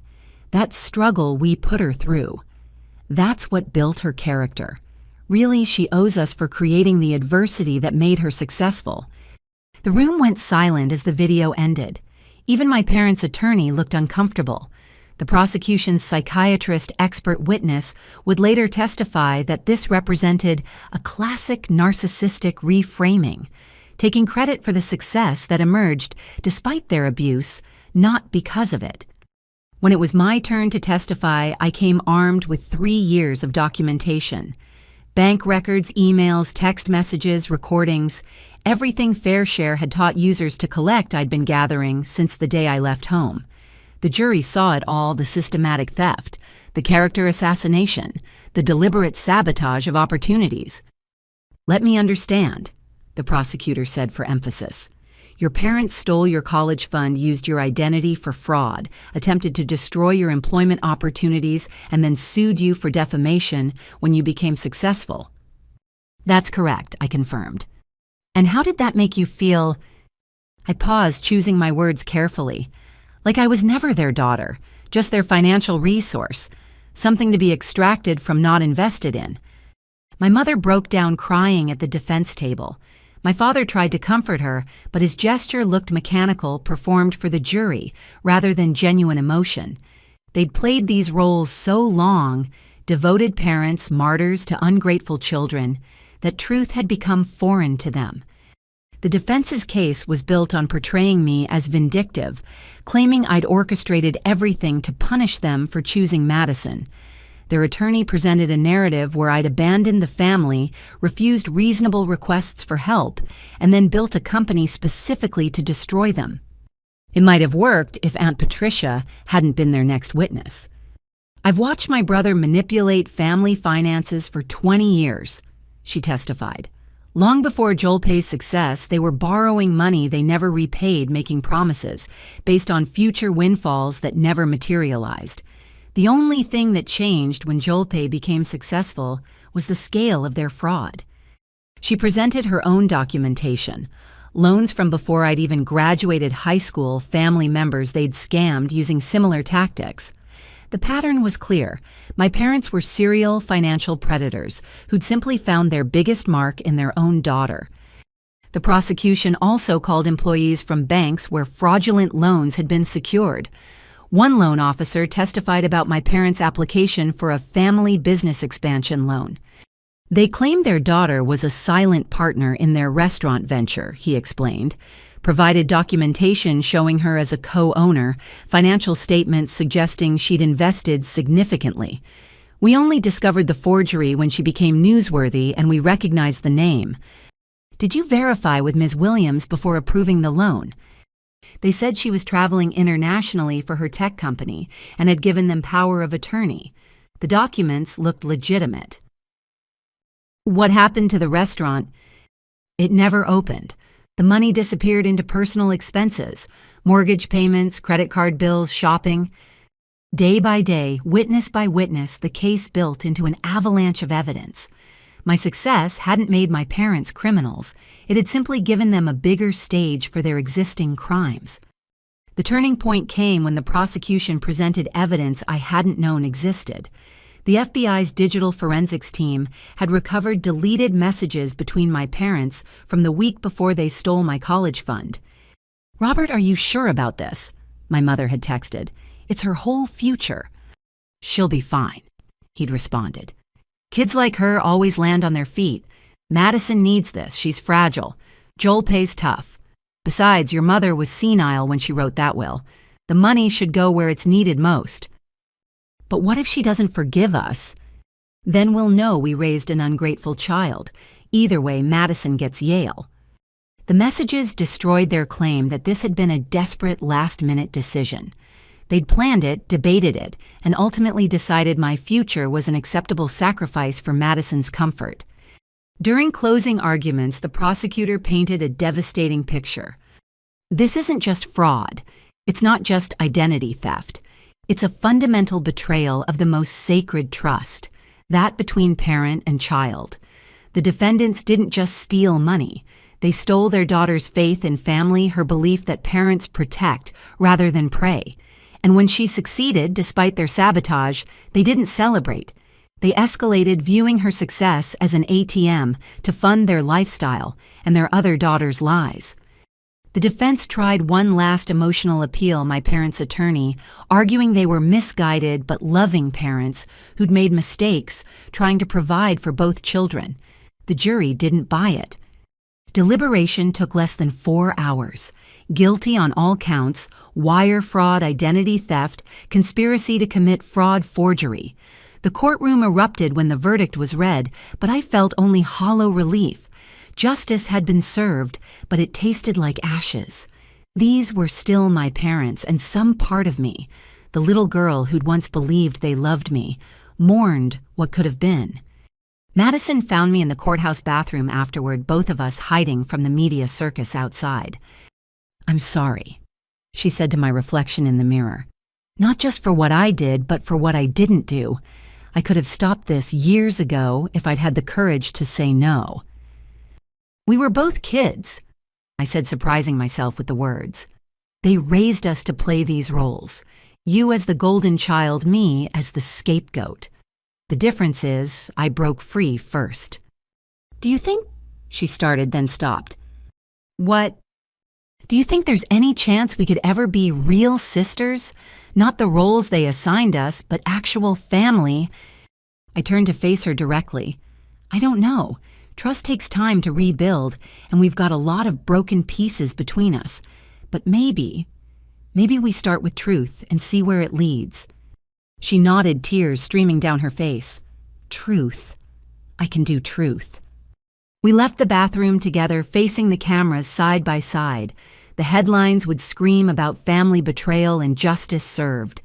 But in that moment, walking out of that courthouse, I felt something I hadn't expected, the tiniest seed of hope, that from the wreckage of our family, something real might grow. The sentencing would come later, my parents facing up to 20 years in federal prison. The irony wasn't lost on me that they'd spend more time paying for their crimes than they'd spent raising me, but that was their choice, their consequence, their ending. My story was just beginning. FairShare had just closed our Series C funding at a $100 million valuation.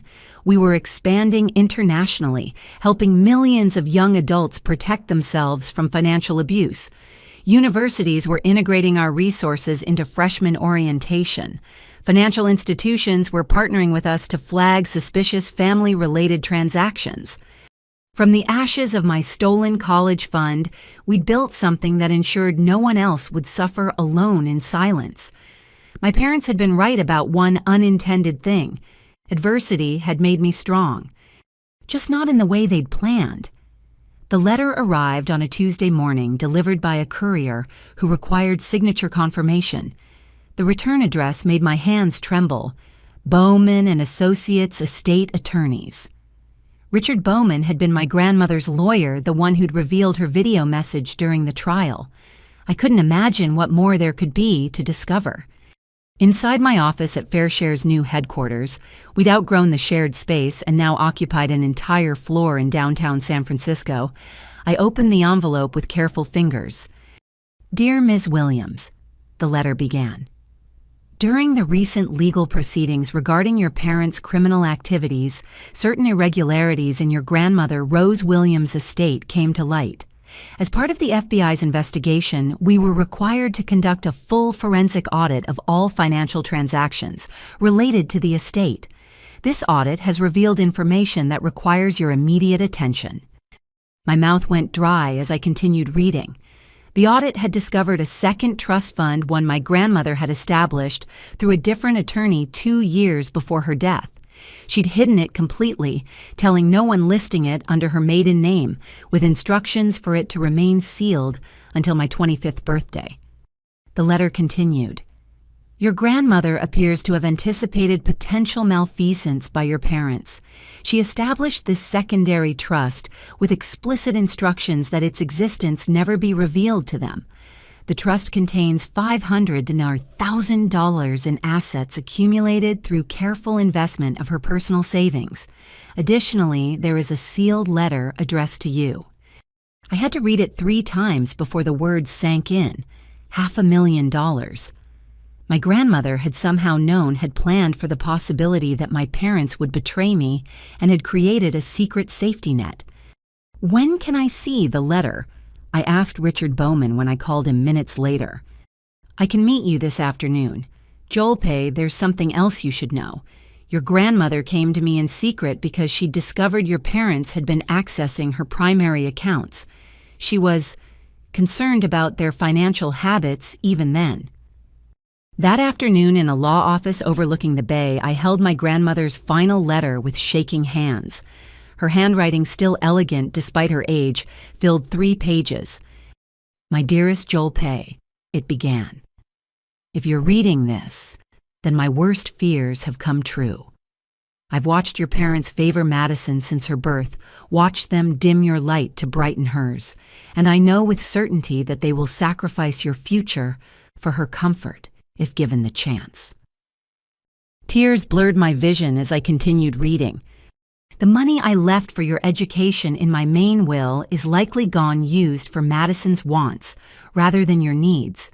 This is why I created this second trust, hidden where they cannot touch it. But more than money, I want to leave you with truth. Your parents have a sickness, my dear. They cannot see your worth because it threatens the narrative they've built around Madison's specialness. Every achievement of yours reminds them that their favoritism has no basis in merit, only in their own broken psychology. I've enclosed documentation of their history, loans they've taken in my name money they've stolen from my accounts, lies they've told family members. Use this if you need to protect yourself. But more importantly, know this. You are extraordinary, not because of them or despite them, but because of who you are at your core. Build your life away from their poison. Find people who see your worth. Create the family you deserve, not the one you were born into. And when they inevitably come begging, because success like yours cannot be hidden, remember that forgiveness does not require reconciliation. You can release the anger without inviting them back into your life. All my love and faith in your brilliant future, Grandma Rose. P.S. There's a reason I taught you chess while they were teaching Madison to pose for pictures. Strategy beats performance every time. The pages trembled in my hands. Even from beyond the grave, my grandmother had been protecting me, planning for contingencies, playing a long game my parents never saw coming. The additional documentation she'd mentioned was damning. Proof that their financial crimes had started long before they'd touched my college fund. "There's more," Richard said gently. "Your grandmother updated this trust annually. The investment strategy she outlined has grown the initial amount considerably. With compound interest and market gains over the past 7 years, the trust is now worth approximately $873,000. I laughed through my tears, a sound somewhere between joy and grief. My grandmother had given me more than money. She'd given me validation proof that someone in my family had seen the truth and loved me enough to protect me from it.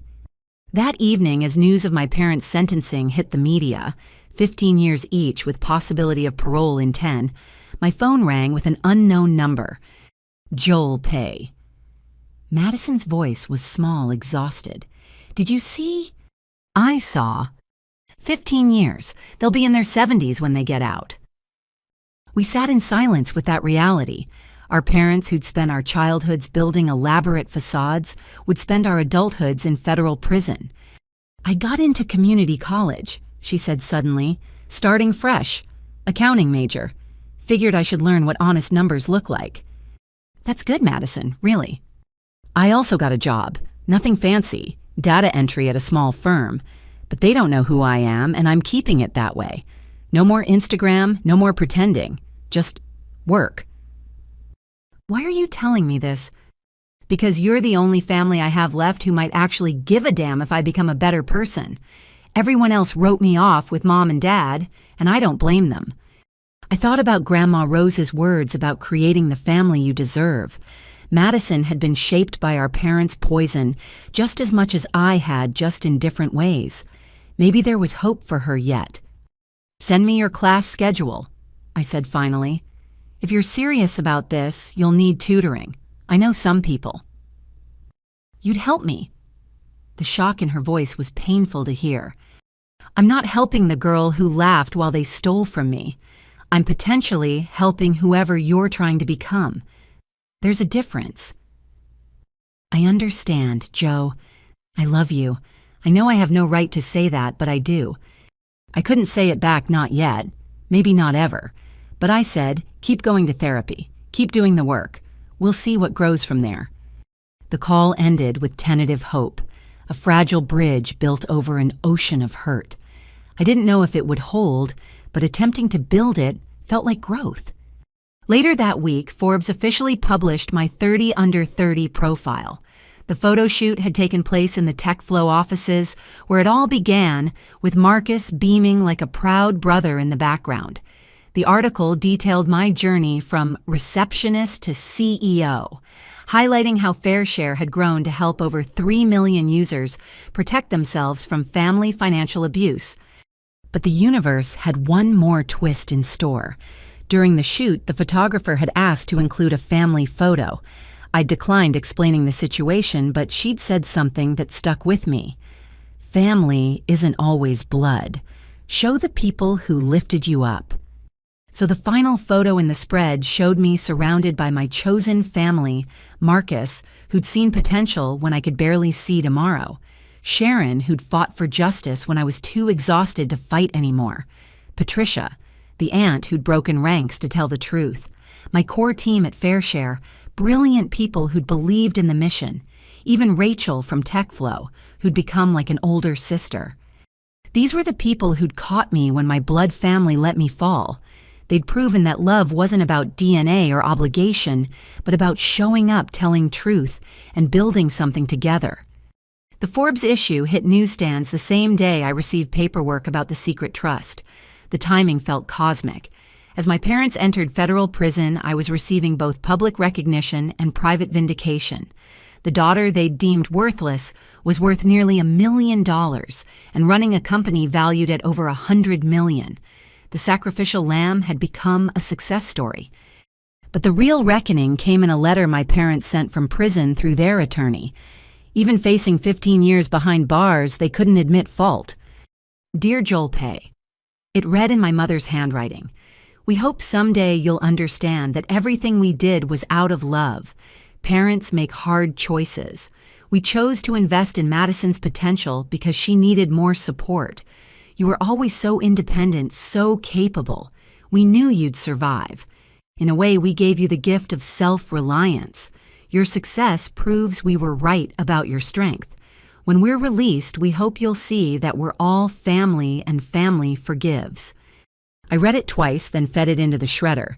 They still didn't get it. They'd reframed theft as a gift abuse, as tough love abandonment, as confidence in my abilities. Even prison hadn't taught them accountability. But their delusions no longer mattered. The reckoning was complete. They'd face 15 years of consequences while I faced a future unlimited by their poison. Madison was trying to build something authentic from her ruins. The extended family had learned hard truths about enabling. And I had Grandma Rose's final gift, not just money, but proof that I'd been worth protecting all along. That night, I stood in my apartment looking out at the city lights holding my grandmother's letter. Somewhere across the bay, my parents were learning to navigate their first week in federal prison. Madison was probably studying accounting principles in a tiny shared apartment. The family that had once seemed so permanent, so suffocating, had scattered to the winds. But I wasn't alone. My phone buzzed with messages from my chosen family. Marcus celebrating a new client win, Sharon sharing legal humor, my team planning our next product launch. These connections built on respect and genuine care were worth more than any inheritance. Strategy beats performance every time. I whispered to the night sky, toasting my grandmother's memory with a glass of wine. She'd been right about everything. The money was wonderful, but the validation was priceless. Someone had seen my worth when no one else would. Someone had believed in my future when my present was being stolen. Someone had loved me enough to plan for my protection. The reckoning was over. The future was mine to build, and for the first time in 7 years, I felt truly, completely free. 2 years passed in a blur of growth, both personal and professional. FairShare had expanded to 12 countries, our valuation soared past $500 million, and I'd been invited to speak at conferences about turning trauma into triumph. But success couldn't shield me from the letter that arrived on a gray September morning, forwarded through my lawyer with a note. This came from the Federal Correctional Facility. They're asking for a response. The envelope bore the careful handwriting of someone with too much time, my mother's formerly elegant script, now cramped from prison regulations. Inside were actually 2 letters, one from each parent, both filtered through the prison's therapeutic program. My coffee grew cold as I read their attempts at accountability. Dear Jolpe, my father's letter began. As part of our rehabilitation, we've been working with Dr. Miranda Sullivan to understand the harm we caused. She's helped us see that what we called family financial management was actually theft, and what we called parenting choices was emotional abuse. I'm writing to acknowledge the specific ways I failed you. The letter continued for 3 pages, detailing memories I'd tried to forget. Him watching me count my savings for college while knowing he'd already spent it. Calling my guidance counselor to withdraw applications, laughing with my mother about how I'd figure it out while Madison got everything. Each admission felt like a scab being pulled off an old wound. My mother's letter was shorter, but more manipulative even in its supposed contrition. My therapist says I need to acknowledge how my own childhood shaped my parenting. My mother, your grandmother Williams, not Rose, always favored my brother, gave him opportunities, while telling me to be grateful for scraps. I swore my daughters would have better, but I just repeated the pattern in reverse. Madison became my do-over child, the one who would have everything I didn't. You became, I'm ashamed to say, you became my mother in my mind. Someone who didn't need help, who would survive without support. Dr. Sullivan calls this intergenerational trauma. I call it my greatest failure. Both letters ended with requests to begin healing dialogue through the prison's family reconciliation program. They wanted video calls supervised at first with the goal of rebuilding what we destroyed. I set the letters aside and called Sharon. They're trying to manipulate me through therapy speak. Maybe, Sharon said carefully, but the prison therapist, Dr. Sullivan, is legitimate. I looked her up. She specializes in financial crimes and family dynamics. Your parents might be genuinely working on themselves, or they might be working an angle, or both. That evening, Madison called. She'd received similar letters and was equally conflicted. I've been seeing them once a month, she admitted. Started 6 months ago. They're different. Still themselves, but like someone turned the volume down on their worst traits. Why didn't you tell me? Because you've built something beautiful without them, and I didn't want to drag you backward. But Joe, I think you should know what they're saying in therapy. She told me about their sessions, how our parents had been forced to confront the reality that their golden child had inherited their worst traits. The lying, the entitlement, the willingness to sacrifice others for comfort.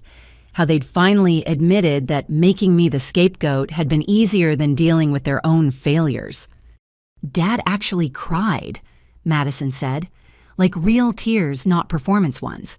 When he talked about stealing your college fund, he said it was the moment he became his father, a man who took from his children instead of providing for them. And you believe this transformation is real. Madison was quiet for a moment. I believe they're in pain, real pain.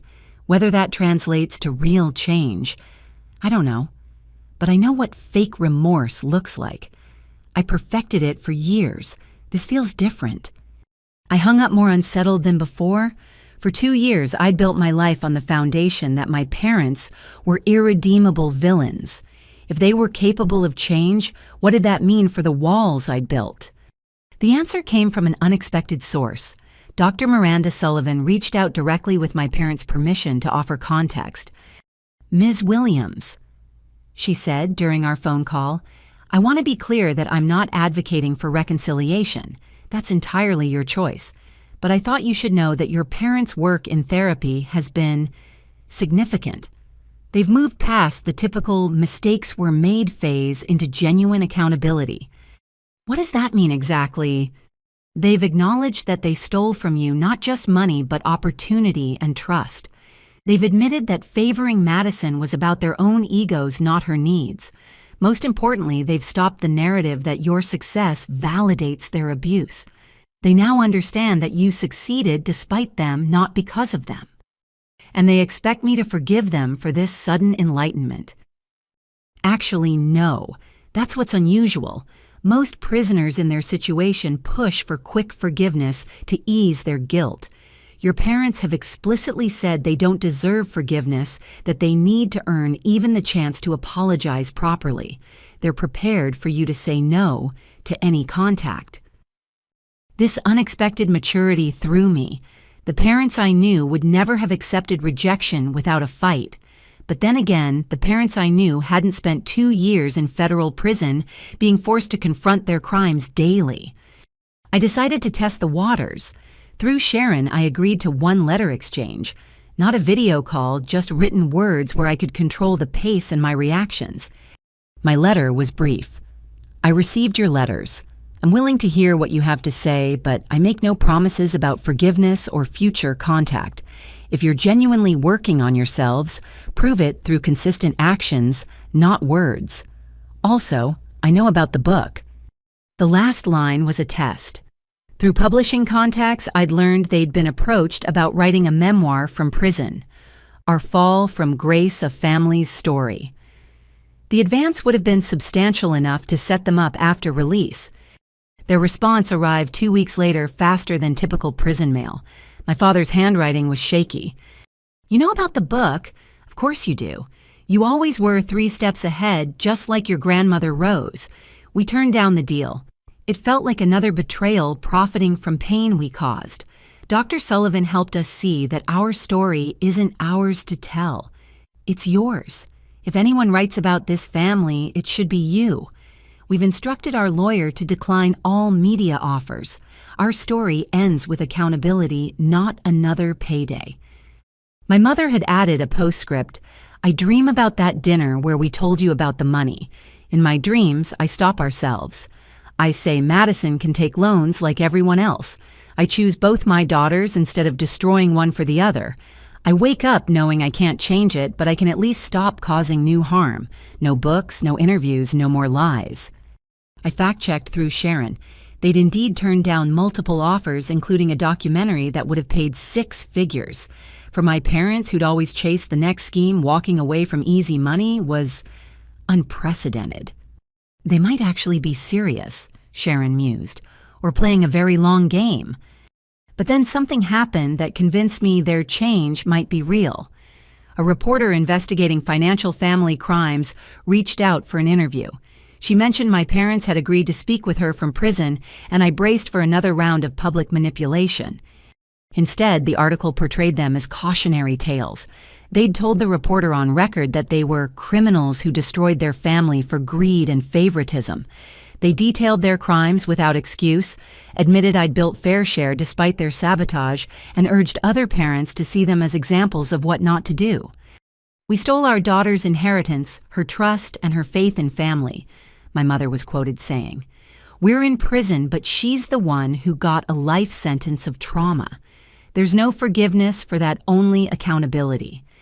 Madison called after the article went viral. Did you see what they said? They didn't try to spin it at all. Just truth. I had seen it. For the first time in my life, my parents had put my truth above their image. They'd made themselves the villains in public to validate my story. It wasn't redemption, but it was a start. 3 months later, I agreed to a video call. My hands shook as the screen connected, showing my parents in matching prison attire, seated at a metal table. They looked older, grayer, smaller somehow. But their eyes were clear, in a way I'd never seen. No calculation, no performance, just tentative hope. "Jolpe," my mother said softly, "thank you for this chance." "I'm not promising anything," I reminded them. "This is just a conversation." "We know," my father said. "We're grateful for even this." The call lasted 30 minutes. They asked about FairShare's impact, seemed genuinely proud when I mentioned the millions we'd helped. They shared their prison routines, my mother teaching literacy classes, my father working in the library. They didn't ask for money, didn't hint at needs, didn't try to guilt me about their circumstances. When the time was up, my mother said something that stayed with me. "We love you. We've always loved you. We just loved ourselves more. And that's the kind of love that destroys. We're learning the difference now." I ended the call feeling drained but oddly lighter. They weren't the parents I'd wished for as a child, but they were trying to become people who could acknowledge the parents they'd been. It wasn't enough, might never be enough, but it was more than I'd thought possible. Over the following months, we continued sporadic contact. Letters, mostly occasional calls. They never pushed for more than I offered. Madison reported their sessions were increasingly focused on understanding the damage of generational trauma and their role in perpetuating it. "They're writing letters to Grandma Rose," she told me. "Obviously, she can't read them, but Dr. Sullivan has them write to people they've wronged. Dad wrote 10 pages apologizing for calling her senile for stealing what she meant for you. Mom wrote about finally understanding why Grandma protected you. She saw who they really were."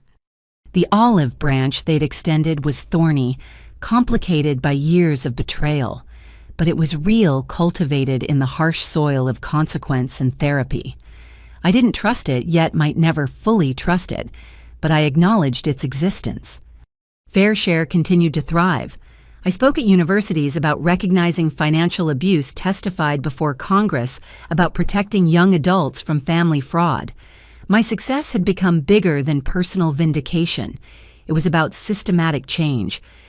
But late at night, I sometimes reread their letters, these strange documents of accountability from people I'd written off as incapable of change. They were rewriting themselves in prison page by painful page, trying to become people worthy of the daughters they'd failed. I didn't owe them forgiveness. Dr. Sullivan had been clear about that, as had my own therapist. But I owed myself the chance to see if healing was possible, even if reconciliation wasn't. They'd stolen my past, but I wouldn't let that theft define my future. The olive branch remained extended, neither accepted nor rejected, just acknowledged. And for now, that was enough. The invitation to ring the opening bell at the New York Stock Exchange arrived on a Thursday morning that seemed otherwise ordinary. FairShare was going public, our IPO set to be one of the most anticipated tech debuts of the year. The company born from my stolen college fund was now valued at $2 billion. "We need to discuss security," Sharon said during our planning call. "This is going to be heavily covered. Your story is part of the company narrative now." She was right. The financial media couldn't resist the poetry of it. Girl robbed of education funds builds educational platform about financial theft, becomes billionaire before 30. Forbes wanted an exclusive. The Wall Street Journal was preparing a feature. Everyone wanted to tell the story of the ultimate revenge success. But I had other plans. "I want to announce the FairShare Foundation at the IPO," I told my board. 50 million of my personal shares dedicated to providing emergency education funds for young adults whose families have financially betrayed them. Patricia Kumar, still my favorite board member, smiled knowingly. Turning full circle, I love it. But that's a significant portion of your stake. Money isn't the revenge, I explained. Impact is. Every student who gets to college despite family betrayal proves that theft doesn't have to define your future. The week before the IPO, I was in my office finalizing the foundation details when my assistant knocked. "Joel Pay, there's a woman here claiming to be your Aunt Patricia, but she's not on the approved visitor list." I found Patricia in the lobby looking uncharacteristically nervous. She'd been my rock during the family explosion, but we'd grown distant as I'd risen and she'd struggled with her own family's financial pressures. "I'm sorry to ambush you," she began. "I know you're busy with the IPO." "It's fine, come up." In my office, she fidgeted with her purse handle. "I need to tell you something about the trial, about my testimony." My stomach dropped. "What about it?" "Your parents tried to bribe me before I testified. They offered me $50,000 to say you'd agreed to give Madison the money they'd stolen from other family members." "But you didn't take it." "No, but..." She took a shaky breath. "I thought about it. For 3 days, I actually considered it. Jim had lost his job, we were behind on mortgage payments, and $50,000 would have solved everything. I came so close to betraying you for money just like they did." I studied her face, seeing new lines of stress and old shadows of guilt. "But you didn't." "Only because I remembered Rose, your grandmother. She helped me once when I was young and stupid and in debt. She could have held it over me, but she just said, 'Family means lifting each other up, not standing on each other's shoulders.' I couldn't dishonor her memory by crushing you." We sat in silence for a moment before she continued. "I'm not telling you this for forgiveness. I'm telling you because the financial stress that almost made me betray you, it's still there. And I'm watching my kids start to resent each other over resources just like my parents did with Madison and me." I finished. "I don't want to repeat the pattern, so I'm here humbling myself, asking not for money, but for advice. How do I keep financial stress from poisoning my family?" This was why she'd really come. Not for a handout, but for wisdom. I pulled up the Fair Share Foundation plans on my screen. "What if you help me run this?" Her eyes widened. "What?" "The foundation needs someone who understands how financial pressure can corrupt family bonds. Someone who's felt that temptation but chose integrity. The salary is competitive, and more importantly, you'd be helping other families avoid our fate." Tears rolled down her cheeks. "You'd trust me with that, after I just told you You almost fell but didn't. That's not weakness, Patricia. That's strength tested and proven. I need someone who understands the gray areas, not someone who's never been tempted." She accepted, and suddenly the foundation had its heart. Patricia brought a perspective I'd missed. Not everyone who considers betrayal follows through, and those who resist need support too. The IPO announcement triggered exactly the media storm Sharon had predicted. But the real circus began when a familiar face appeared on morning television. Madison, polished but not performative, sitting across from a national anchor. "Your sister's company goes public tomorrow," the anchor said. "Your family's story has become part of business school case studies. How does that feel?" I held my breath, waiting for the knife, but Madison had truly changed. "Proud," she said simply. "Proud and humbled. My sister built an empire from the ashes of our family's betrayal. I'm in community college studying accounting because she showed me that real success comes from real work, not stolen funds." "There were reports you're estranged." "We're rebuilding," Madison corrected, slowly, carefully. "I spent years being the golden child who got everything while she got nothing. Now I'm learning to be just Madison. Flawed, working on myself, grateful for whatever relationship she's willing to build. The IPO, that's her triumph. I'm just trying to deserve being called her sister again." The interview went viral, but not for scandal. People were moved by Madison's humility, her refusal to claim any credit or connection she hadn't earned. She'd turned down multiple offers to tell her side for money. Instead, she gave one honest interview and went back to her quiet life. The morning of the IPO, I stood in the NYSE building surrounded by my chosen family. Marcus flew in from San Francisco still beaming with pride. Sharon wore her lucky courtroom shoes, because this is another kind of victory. My executive team investors and employees who'd believed in the mission from day one. "You ready for this?" Marcus asked as we prepared for the bell. "I've been ready since I was 18 with 2 suitcases and no money," I replied. But just before we went onto the floor, my phone buzzed with a message that stopped me cold. It was from the federal prison's email system sent by my mother through their monitored channels. "Watching on the community TV, your father and I are so proud. Not of the money. We forfeited any claim to pride about that. But of the person you've become despite us. Ring that bell knowing you earned every chime. Love, Mom and Dad. P.S. We're leading a financial literacy class for incoming inmates today, using FairShare's resources, trying to help others avoid our mistakes." I showed Sharon, who squeezed my shoulder. "You okay?" "Yeah," I said, meaning it. "They're becoming the parents they should have been, even if it's too late for us." The bell ceremony was everything I'd dreamed and more. As I stood on that platform, hand on the button that would start trading of Fair stock, I thought about the journey. From a teenager with a stolen future to a CEO taking her company public.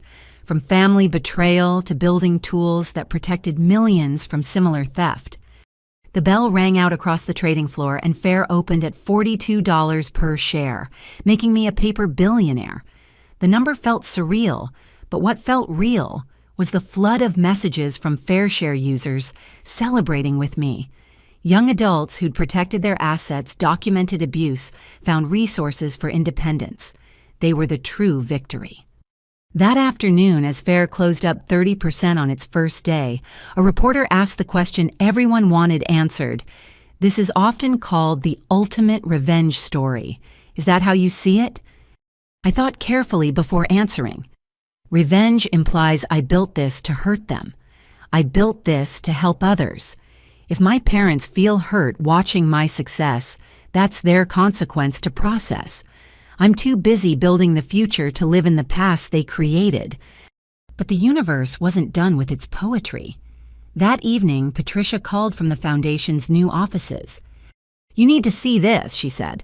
"The first applications are coming in for emergency education funds. Look at this one." I read through the application from a 19-year-old whose parents had drained her college savings for a sibling's legal fees. The documentation was thorough. She'd clearly learned from FairShare's resources. At the bottom, she'd written, "I know Joel Pay Williams' story because my mom went to high school with her.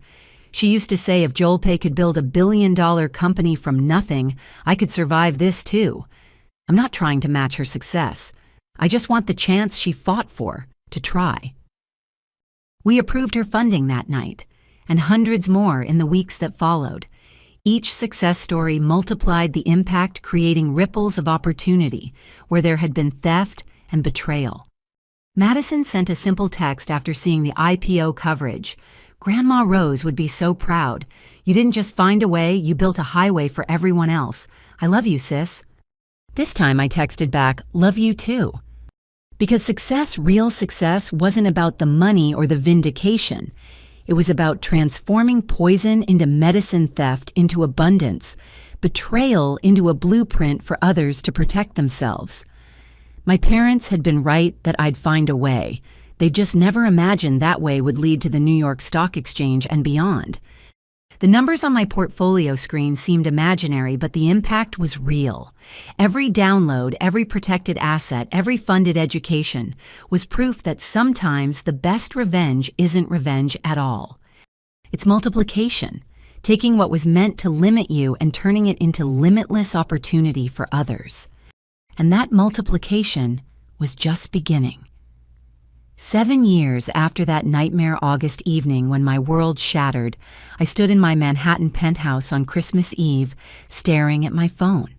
The voicemail notification blinked insistently, a message from my mother that would set the final act in motion. Outside, snow began to fall over Central Park, each flake catching the light like a frozen tear. "Jolpe, sweetheart." My mother's voice trembled through the speaker, raw with desperation I'd never heard before. "I know we have no right to ask anything of you, but your father, he's dying. His kidneys are failing. The prison medical care is limited, and the waiting list for donors is years long. Madison can't donate. Her years of substance abuse at Yale damaged her organs. You're our only hope. Please just get tested. Just see if you're a match. We're not asking for forgiveness or money or anything else. Just, please save your father. Please come home." I played it 3 times, each repetition revealing new layers. The woman who'd once coldly told me to find a way was now begging me to be her way. The father who'd said I'd thank them one day for teaching me resilience now needed that resilience to survive. My phone rang immediately. Marcus. "I saw the news about the medical situation," he said without preamble. "It hit the financial press because of the IPO. What do you need?" "I don't know," I admitted. "I honestly don't know." The irony cut deep. My father needed an organ donation, and I was likely the only match. The man who'd stolen my future now needed me to give him one. The universe had a twisted sense of dramatic timing. "Whatever you decide," Marcus said gently, "make sure it's your choice. Not guilt, not obligation. Your choice." But I already knew something my mother didn't. 3 months ago, during a comprehensive executive physical, my doctor had mentioned my blood type made me a universal donor. Out of curiosity, I'd undergone preliminary testing to join the organ donor registry. The results had flagged something interesting: genetic markers suggesting I'd be an excellent match for family members. Dr. Sarah Chen, my physician and now friend, had called me personally. "Your father's medical records were flagged in the system because of your family name. He's in renal failure. Were you aware?" I'd filed the information away, unsure what to do with it. Now, with my mother's desperate plea echoing in my ears, the decision I'd been avoiding stood before me in all its complexity. Sharon arrived within an hour, lawyer mode, fully engaged. "You need to think about this carefully. Not just the medical risks, but the emotional ramifications. And if you do this, we need ironclad agreements about contact publicity and future expectations." "I know," I said, pouring wine with steady hands. "But here's what's eating at me. If I let him die when I could save him, am I any better than they were? They chose Madison's comfort over my future. Would I be choosing my comfort over his life?" "That's not the same thing," Sharon said firmly. "They stole from you. You'd be under no obligation even if he was a stranger, and he's certainly been worse than that."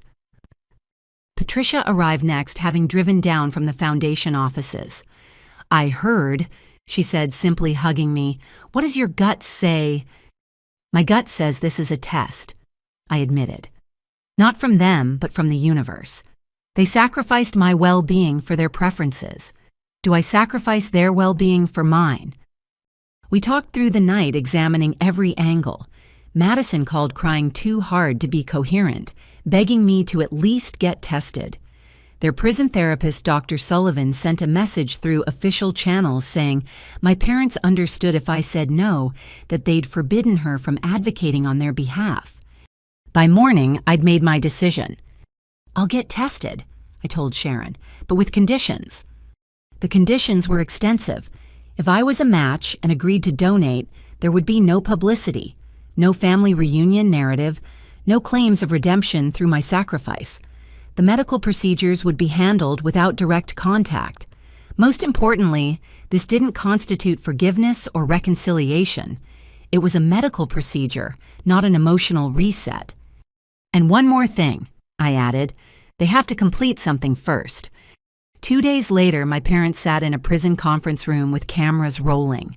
Not for publicity, but for the Fair Share Foundation's educational resources. They recorded a comprehensive confession and warning detailing every step of how they'd justified stealing from me, how they'd convinced themselves it was acceptable, how they'd destroyed our family for favoritism and greed. If you're watching this, my father said to the camera, his face gaunt from illness but his words clear, and you're thinking about taking from one child to give to another, stop. Look at us. Federal prison. Dying alone. Our successful daughter considering whether we deserve to live. Is that the future you want? My mother added, we called it family financial management. We said Joel Pay was strong enough to handle it. We told ourselves Madison needed it more. Every excuse was a lie to avoid admitting we were thieves, stealing from our own child. Don't be us. Don't end up here. The video would be used in financial literacy programs, family counseling sessions, and fraud prevention workshops. They'd agreed to bare their souls publicly to prevent other families from following their path. The test results came back exactly as I'd suspected. Perfect match. My kidney would give my father decades of life if the transplant succeeded. Dr. Chen walked me through the risks. Minimal for someone my age and health, but not zero. The real risk, she said carefully, is psychological. Organ donation between family members with this level of trauma. It's complicated. Have you spoken with a therapist? I had. Dr. Williams, no relation, thankfully had spent weeks helping me process the decision. You're not obligated to light yourself on fire to keep someone else warm, she'd reminded me. But if you can share warmth without burning, that's different. Christmas morning arrived with the decision made. I would donate, but on my terms. The surgery was scheduled for New Year's Day. New year, new kidney, new chance at life for my father. The poetry wasn't lost on me. Madison met me at the hospital sober for 2 years now and looking healthier than I'd ever seen her. I can't believe you're doing this, she said, tears streaming. After everything. I'm not doing it for them, I clarified. I'm doing it for me, so I can look in the mirror knowing I chose to be better than what they taught us. The preoperative procedures began. Forms, signed tests, run preparations made. My parents were brought from the prison medical ward, and I saw them briefly through glass. They looked ancient, broken, grateful in a way that transcended words. My father pressed his hand to the window, and after a moment I matched the gesture. Not forgiveness, but acknowledgement. We were all human, all flawed, all trying to survive our choices. Dr. Sullivan facilitated one conversation before surgery. My parents on one side of reinforced glass, me on the other, phones in hand. Why, my father asked, voice barely a whisper. Why save me after what we did? Because Grandma Rose taught me chess, I said simply. And in chess, you don't win by mimicking your opponent's moves. You win by being better. My mother sobbed. We destroyed everything good in our lives. You were the best thing we ever did, and we threw you away for a fantasy. Yes, I agreed. You did, and that can't be undone. But maybe dying doesn't have to be part of your consequence. Maybe living with the truth is harder. The surgery went perfectly. I woke to find my chosen family surrounding me. Marcus, Sharon, Patricia, my team from FairShare. The people who'd proven that love was action, not blood. Madison sat in the corner holding a bouquet of roses that looked familiar. From Grandma's garden, she explained. I've been tending it at the old house. The new owners let me. I thought she'd want to be here. My father's recovery was swift. The new kidney functioned perfectly, his body accepting what his daughter offered despite having rejected her in every other way. I recovered in a different wing, carefully separated but monitored. The media never caught wind of it, our legal agreements holding firm. 3 weeks post-surgery, I returned to my penthouse, one kidney lighter, but somehow feeling more complete. The decision hadn't been about them. It had been about me, about choosing who I wanted to be, regardless of who they'd been. FairShare's stock had risen another 20% during my absence, the company running smoothly under my capable team. The foundation had funded over 1,000 students, each one, a life changed, a future reclaimed. Madison had started a support group for siblings of family financial abuse, recognizing that golden children were victims too, just differently damaged. But the real conclusion came in a letter my father sent 6 months later, his handwriting strong again thanks to the kidney I'd given him. You asked why save me. I've spent months thinking about it. You saved me not because I deserved it, but because you deserved to be the kind of person who could. You broke the cycle, Jolpe. You looked at cruelty and chose kindness, looked at theft and chose generosity, looked at abandonment and chose connection. Not with us, we burnt that bridge, but with the world. You chose to heal instead of wound, build instead of destroy, give instead of take. I'm alive because of your kidney, but you're alive, truly alive, because you refuse to let our poison define you. That's your real revenge, not the money or the success, though those are impressive. Your revenge is that you became everything we failed to be: generous, honest, fair, and kind. I'll spend whatever years your gift has given me trying to earn a fraction of your character. Not for forgiveness, I know that ship has sailed, but because you showed me it's never too late to choose differently. All my love and infinite respect, Dad. P.S. Your mother wants you to know we watch every Fair Share announcement with pride we don't deserve to feel. You built beauty from our ashes. That's not redemption for us, but it's hope for everyone else. I filed the letter with all the others, a record of their transformation that I might someday fully believe. For now, I had work to do. Students to fund, families to help a company to run a life to live fully with both kidneys or one. The Christmas message that had started this final chapter was about saving a life. But in the end, the life most fully saved was my own. Saved from bitterness, from becoming them, from letting their theft define my capacity to give. Grandma Rose had been right about chess. The best players don't just win. They transform the board itself. The conference room at Fair Share headquarters felt smaller with so many voices on the video call. I'd assembled what I'd come to think of as my council of wisdom, Marcus joining from Singapore, where he was launching his third startup, Sharon, from her law office, Patricia from the foundation, Dr. Williams, my therapist, and surprisingly, Dr. Miranda Sullivan, the prison therapist who'd been working with my parents. Thank you all for making time. I began fidgeting with my pen. I need to make a decision and I need perspectives from people I trust. They all knew about the kidney match.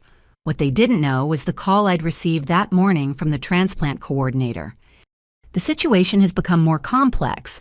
I explained, pulling up the medical reports. During pre-surgical testing, they've discovered I have May-Thurner syndrome. It's a compression of the iliac vein.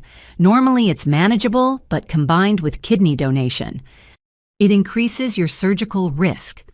Sharon finished her legal mind already calculating liability. Significantly, I confirmed. Not life-threatening necessarily, but there's a 15% chance of complications that could affect my quality of life long-term. Blood clots, chronic pain, potential for future surgeries. The room fell silent, the weight of this new information settling over everyone. Marcus spoke first. Joe, this changes everything. No one would blame you for backing out. Wouldn't they? I asked. I'm a match. He'll die without this kidney. If I back out now because of a 15% risk, you'd be making a rational medical decision, Dr. Williams interjected firmly. This isn't about courage or cowardice. It's about informed consent and reasonable risk assessment. But it was Dr. Sullivan who surprised me. I need to share something with your permission. Your father's response when he learned about your condition. I nodded for her to continue. When the medical team informed him of the increased risk to you, his immediate response was to refuse the donation. He said, and I quote, "I've taken enough from her. I won't take her health too." He's prepared to go back on the waiting list. The words hit me like a physical blow. My father, the man who'd stolen my future without hesitation, was refusing to risk my health for his life. Prison and therapy had changed him more fundamentally than I'd believed possible. He doesn't know I'm sharing this, Dr. Sullivan continued. He and your mother have been adamant that you shouldn't feel any pressure. They've even discussed refusing the kidney if you proceed, though the medical team won't allow that if you consent. Patricia leaned forward. Joe, what does your gut say? Not your head, not your sense of obligation. Your gut. I closed my eyes, trying to separate the swirling emotions. My gut says this is bigger than medicine. This is about who I choose to be. Then let me ask you something, Dr. Williams said gently. If this was a stranger on the donation list, someone you'd never met, would you take this risk? The question clarified everything. No, I admitted. I wouldn't. I'd stay on the registry for someone else I could help without significant risk. Then why is this different? She pressed. Because I paused, forcing myself to examine the truth. Because part of me still needs to prove I'm better than them, that their cruelty didn't make me cruel, that I can choose love even when they chose greed. Oh, honey, Patricia said softly, you've already proven that, every day for 7 years. Fair Share proves it. The foundation proves it. Your success proves it. You don't need to risk your health to validate your character. Marcus added, the strongest person in the room isn't the one who lifts the most weight. It's the one who knows when to put it down. Sharon had been typing furiously. I've just pulled up the statistics.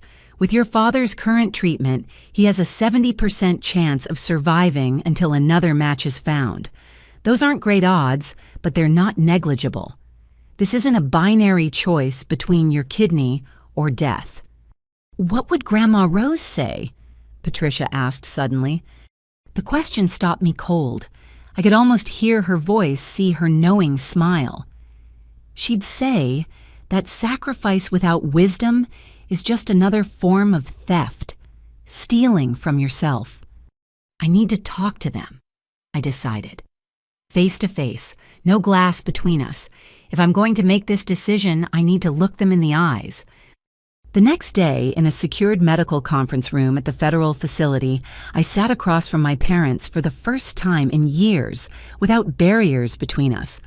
They looked older, grayer, but their eyes held something I'd never seen before. Peace, with consequences. You know about my condition, I said without preamble. We do, my father replied, and we're withdrawing consent for the donation. That's not your choice to make. No, my mother agreed, but we can make our position clear. We stole your past. We won't steal your future health, too. Even if it means Dad dies. They exchanged a look I recognized, the wordless communication of people who'd faced truth together. I've had 3 extra years to make amends because of the dialysis, my father said. 3 years to work with Dr. Sullivan to teach financial literacy to warn others. That's more than I deserved. I won't buy more years with your well-being. When did you develop this conscience? I asked, more curious than bitter. When I realized Madison's Yale disaster was our fault, he said quietly. We taught her that taking shortcuts was acceptable if you wanted something badly enough. She learned that from watching us. You succeeded because you learned the opposite, despite us, not because of us. My mother reached across the table, stopping just short of my hands. We've written letters to every family member we lied to about you. We've made what amends we could. But the greatest amend we can make is to stop taking from you. No more theft, not even of kidney tissue. And if another match doesn't come in time, my father's voice was steady. Then I die knowing my last act wasn't harming you. That's redemption enough. I studied them, these strangers who wore my parents' faces. The calculating criminals who'd stolen my inheritance had somehow become people willing to die rather than risk my health. It wasn't enough to erase the past, but it was something I'd never thought I'd see. Genuine love arriving too late, but arriving nonetheless. I'll think about it, I said, standing to leave. Really think about it. That's more than we deserve, my mother whispered. Whatever you decide, know that we see you now. Really see you. And what we see is magnificent. That night, I called Madison. She was in her new apartment, modest but clean, preparing for her CPA exam. They told me, she said immediately, about the risk, about them refusing. Joe, you know what this means. Tell me what you think it means. It means they finally understand love, real love, the kind that protects instead of takes. It took them 60 years and federal prison, but they learned. We talked for hours, sister to sister, about family and choices and the weight of being the one who survived. Madison had started therapy to deal with her role as the golden child who destroyed herself, trying to live up to impossible expectations. She was building herself from scratch just as I had, only with the advantage of watching my blueprint. "You know what's funny?" she said near midnight. "I spent years getting everything while you got nothing. But you got the one thing that mattered. You got to become yourself. I had to destroy who they made me before I could start." 3 days of contemplation led me back to Dr. Chen's office. "I'm not doing the surgery," I announced. "Not because I don't forgive them, but because forgiving them doesn't require destroying myself. They'll stay on the waiting list. I'll stay on the donor registry for someone I can help without significant risk. Everyone lives with their choices." Dr. Chen smiled. "That's a mature decision, and medically sound. Your father's already improving with a new treatment protocol. He might not need a kidney as urgently as initially thought." The universe, it seemed, rewarded wisdom with possibilities. I wrote my parents a letter that night, my first real communication without legal oversight. "Mom and Dad, I'm not giving you my kidney, not because I hate you, but because I love myself. You taught me that family takes from each other, but I've learned that real family protects each other, even from their own generous impulses. You refusing the kidney despite the cost showed me something I needed to see, that you're capable of placing my well-being above your needs. That's new, that's growth, that's worth more than any organ. Stay on the list, stay in treatment, keep teaching other inmates about financial crimes. Keep warning families about favoritism. Live whatever years you have with purpose. That's what I need from you.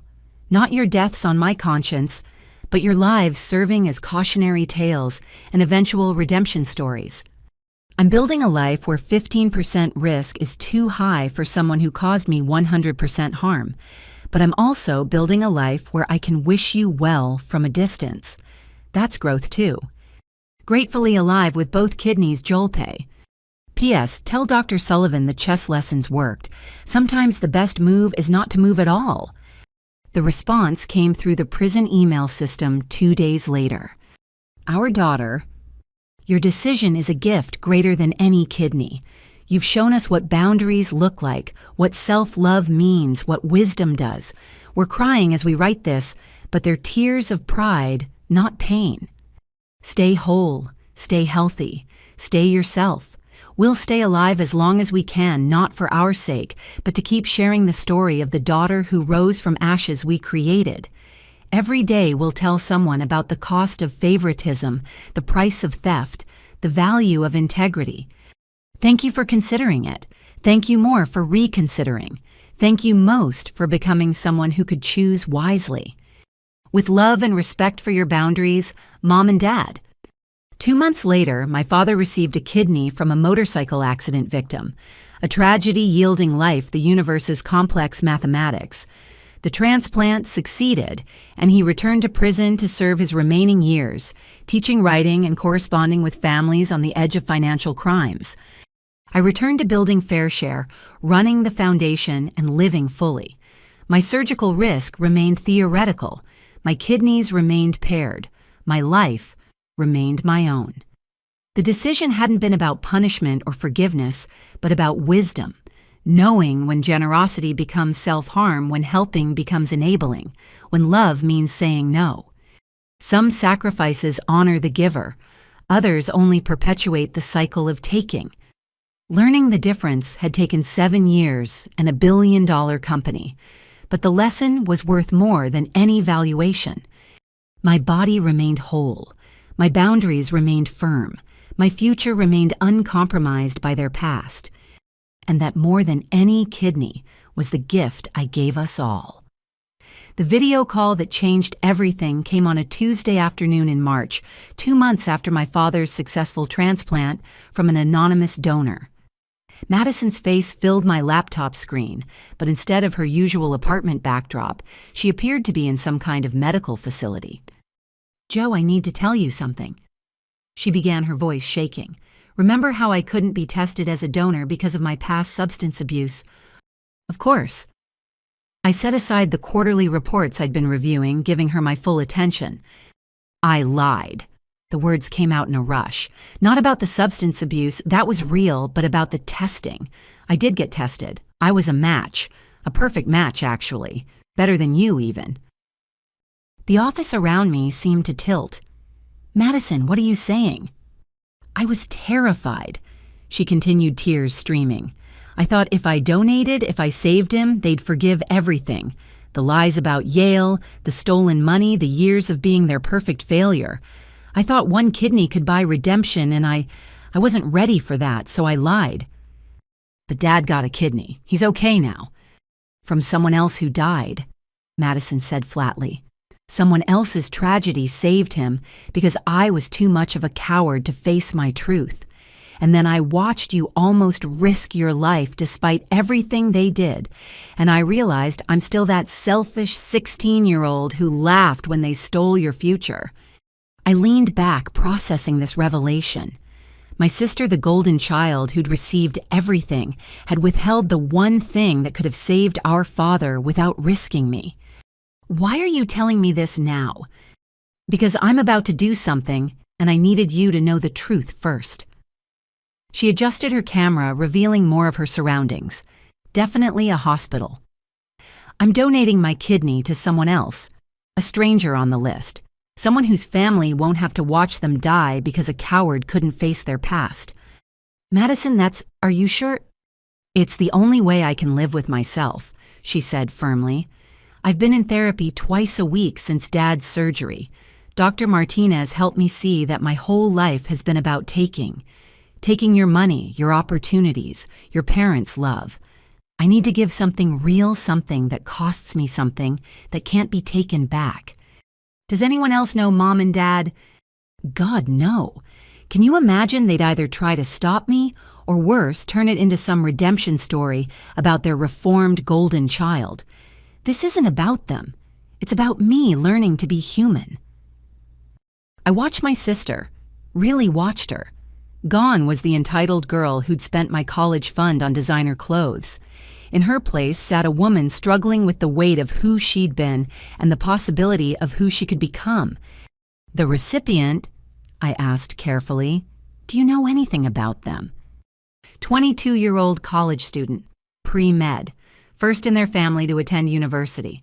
Almost had to drop out when kidney disease hit. Sound familiar? My throat tightened. You picked someone like me. Like who you should have been, Madison corrected. Someone whose dreams shouldn't be derailed by circumstances beyond their control. My therapist says it's not really altruism if I'm trying to rewrite history, but honestly, I'll take whatever gets me to the operating table. When's the surgery? Tomorrow morning. I'm already admitted, already prepped. I wanted to tell you before in case anything goes wrong. You deserve to hear the truth from me. We sat in silence for a moment, two sisters separated by geography and history, but connected by something harder to define. I'm proud of you, I said finally. Not for the donation itself, but for facing the truth. That's harder than any surgery. Madison's composure cracked. How do you not hate me after everything? How do you look at me and see anything worth being proud of? Because hate takes energy I'd rather spend building, I said honestly. And because I've watched you tear yourself down to the foundation and start rebuilding with truth. That's brave, Madison. Braver than I was at your age. You were working 3 jobs and teaching yourself to code at my age, she protested. Out of necessity. You're choosing reconstruction voluntarily. There's a difference. The next morning, I flew to Chicago where Madison was having the surgery. I arrived just as they were wheeling her to the operating room. Our parents didn't know I was there. We'd agreed to keep this between sisters. You came, she whispered groggy from preoperative medication. Of course I came. Someone has to make sure you don't chicken out. She laughed weakly. Too late for that. They already marked which kidney they're taking. No returns. Hey, Madison. I squeezed her hand. After this, we're even. Clean slate. Whatever happens next, we build as equals. Tears leaked from her eyes. You mean that Every word. The surgery went perfectly. Madison woke to find me reading beside her bed, having maintained a vigil through the 6-hour procedure. The recipient, we learned, was already showing improved kidney function. A young woman named Keisha would return to her pre-med studies thanks to my sister's gift. "How does it feel?" I asked when Madison was coherent enough to talk. "Like I finally did something that matters," she said softly. "Like maybe I'm more than just the sum of my mistakes." "You always were. You just needed to see it yourself." The hospital social worker entered with forms and information about recovery. As she explained the process, she mentioned something that stopped us both cold. The recipient's family wanted me to pass along their gratitude. They said to tell the donor that this gift means their daughter can pursue her dream of becoming a doctor, specializing in medical ethics. She wants to ensure equal access to health care, regardless of family financial situations. Your kidney isn't just saving a life, it's potentially saving thousands of future lives. Madison and I exchanged looks. The poetry of it, her kidney enabling someone to fight the kind of medical inequality that had almost killed our father, wasn't lost on either of us. During her recovery, we talked more honestly than we ever had as children, about the roles our parents had forced us into, about the different ways we'd been damaged, about the long roads we'd both traveled to reach this moment. "You know what's funny?" Madison said on day 3, wincing as she adjusted her position. "They spent so much energy making me special that they forgot to make me good. And they were so worried about making you tough that they accidentally made you extraordinary." "We're both just people," I corrected. "Messy, complicated people trying to be better than our worst moments." Speaking of which, Madison pulled out her phone, showing me an email. "Mom and Dad found out. Someone at the prison saw a news story about the donation and recognized my name." The email was classic our parents, drama, emotion, and subtle attempts at control. They were shocked. Madison hadn't told them, proud of her sacrifice, eager to share this redemption story with their prison therapy group. "What are you going to tell them?" I asked. The truth, Madison decided, that this wasn't about them, that not everything in our lives has to be filtered through their narrative, that sometimes a kidney is just a kidney, not a metaphor for family healing. That's very mature. "I learned from watching you. Every choice you've made since 18 has been about your growth, not their reaction. I'm trying to do the same." The unexpected resolution continued to unfold over the following weeks. Madison returned to her accounting studies with renewed purpose, her sacrifice having shifted something fundamental in her self-perception. She started volunteering with the foundation, using her story to help other golden children recognize the poison in pedestals. Our parents forced to confront that both their daughters had been willing to give organs while they'd only been willing to take money went deeper into their therapeutic work. Dr. Sullivan reported they'd had a breakthrough about control and narrative, finally understanding they couldn't script their children's lives or redemptions. But the most unexpected resolution came from Keisha, the recipient of Madison's kidney. She reached out through the transplant program, wanting to meet her donor. The meeting in a quiet cafe near the university was everything Madison needed. "You saved my life," Keisha said simply. "But more than that, you saved my future. I was going to have to drop out, give up on medical school, become another statistic. Now I get to become a doctor who ensures no one else faces that choice." Madison cried through the entire conversation. Later, she told me it was the first time she'd felt her existence had positive meaning, that she'd added something to the world instead of just taking. "I spent years spending your college money on nothing," she reflected. "Now I've given someone else their college years back. It doesn't balance the scales, but maybe it starts tipping them the right direction." The resolution wasn't neat or complete. Our family remained fractured, our parents in prison, our trust rebuilt slowly and carefully. But Madison's gift had shifted the dynamic in ways none of us expected. She'd proven capable of true sacrifice, of giving without expectation of return, of facing hard truths without flinching. "You know what Grandma Rose would say about this?" I asked Madison one evening as she recovered at my apartment, both of us watching the sunset over Manhattan. Tell me. She'd say the best move in chess isn't always the obvious one. Sometimes a pawn becomes a queen not by advancing straight ahead, but by choosing an unexpected path. Madison smiled, one hand unconsciously touching her incision site.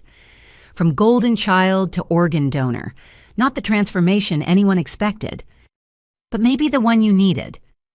We sat in comfortable silence, two sisters who'd traveled different roads of damage to arrive at the same place, choosing to build rather than blame, to give rather than take, to heal rather than hurt. The unexpected resolution wasn't forgiveness or reconciliation, it was transformation, one kidney at a time. Fair Share had helped millions protect their financial futures from family theft, but Madison had given something more precious, a physical piece of herself to ensure a stranger's dreams survived. Both gifts mattered. Both came from pain, transformed into purpose. The golden child had become gold of a different kind, refined by fire, purified by truth, valuable not for what she'd taken, but for what she'd given. And that resolution, unexpected as it was, felt like the beginning of something real. 5 years had passed since that Christmas Eve when I'd stood in my penthouse listening to my mother's desperate voicemail. Now at 32, I stood in the same space, though it had been transformed into something warmer, more lived in, less like a fortress, and more like a home. The city lights still glittered beyond the windows, but now they felt like possibility rather than isolation. "You ready for this?" Marcus asked, adjusting his tie in my hallway mirror. He'd flown in specifically for today's event, as had so many others who'd been part of this journey. "As ready as anyone can be for their sister's wedding," I replied, smoothing down my maid of honor dress. A simple, elegant design Madison had chosen, specifically because it doesn't scream "look at me," which is basically my entire aesthetic now. Madison was marrying David, the transplant coordinator who'd helped facilitate her kidney donation to Keisha. Their romance had begun during her recovery, built on shared values of service and sacrifice. It was quiet, genuine, and completely different from the performative relationships she'd pursued during her Yale years. "The media's going to have a field day," Sharon warned, scrolling through her phone. "Former golden child marries transplant coordinator sister who built billion-dollar company from stolen college fund, serves as maid of honor. It writes itself." "Let them write it," I said. "The truth is better than any narrative they could create." The wedding was deliberately small, held at Patricia's house in the garden where Grandma Rose's roses still bloomed. Madison had spent months restoring the garden, learning each plant's needs, understanding that growth required patience and consistent care. "I need to give you something," Madison said when I arrived for pre-ceremony preparations. She handed me an envelope worn at the edges. "I've been carrying this for 2 years, waiting for the right moment." Inside was a check for $85,000. "Madison, what is this?" "Every penny of your college fund that I benefited from," she explained. "I've been saving since I started working, living like a student, putting away everything I could. It's not enough. It can't buy back the years or the opportunities, but it's a start." I stared at the check, this tangible symbol of accountability. "I can't take this.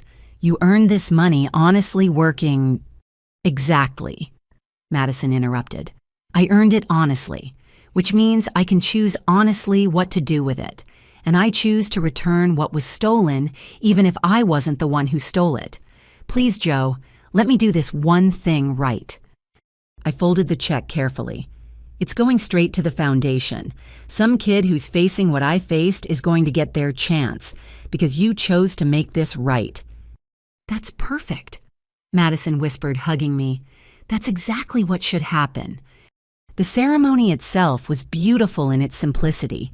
No elaborate displays, no performative excess, just two people promising to build something honest together.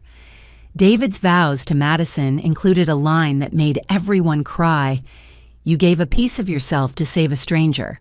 You gave all of yourself to become someone worth saving. I promise to honor both gifts every day."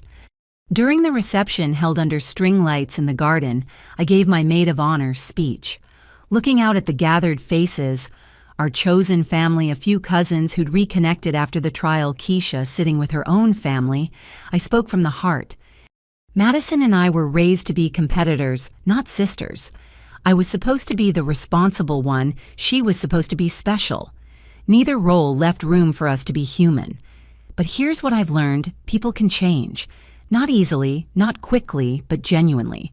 My sister went from someone who took my future to someone who gave a stranger theirs. She went from living a lie to telling harder truths than most of us dare speak. And in doing so, she taught me something vital: that holding on to anger is just another kind of theft, stealing your own peace.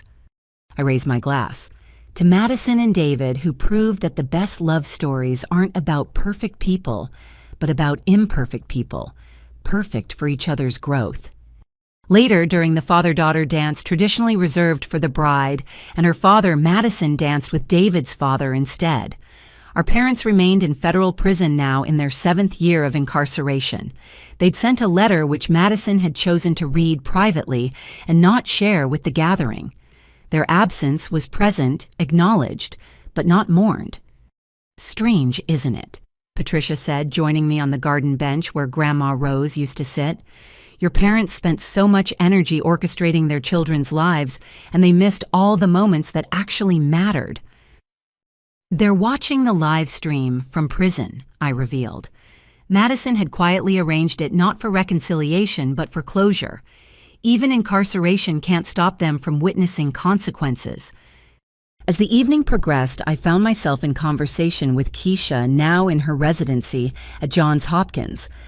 "I'm starting a program," she told me, "matching organ donors with recipients based on more than just medical compatibility, looking at the stories, the needs, the potential impact. What Madison gave me wasn't just a kidney, it was purpose. I want to help create more of those connections. FareShare would love to support that," I offered immediately.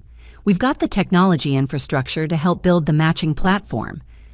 And just like that, another branch of healing grew from our tangled family tree.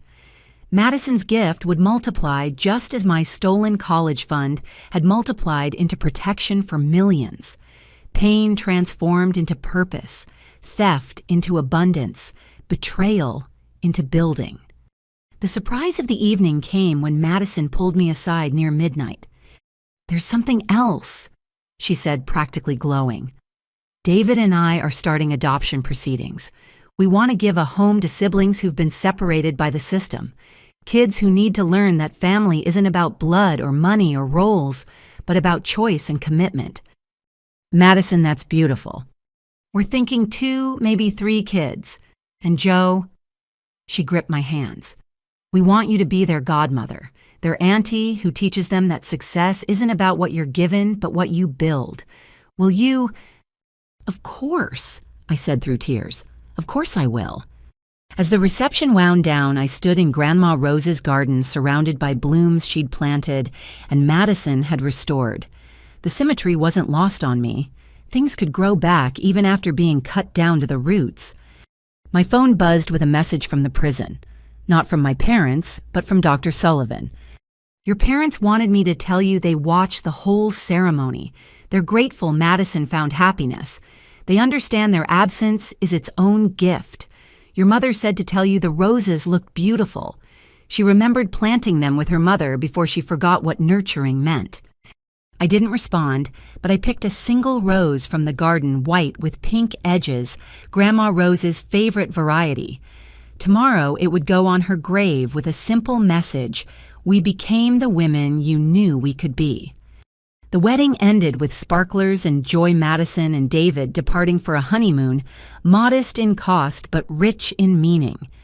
As guests filtered out, my chosen family remained, Marcus discussing new ventures, Sharon planning legal protections for Keisha's program, Patricia organizing foundation scholarships for separated siblings. "You built this," Marcus said, quietly gesturing at the gathering. "From 2 suitcases and a broken heart, you built all of this." "We built this," I corrected. Every person here chose to see potential where others saw worthlessness. That's the real gift. But the true gift was simpler and more complex. In the end, my parents' theft had set in motion a cascade of consequences they never imagined.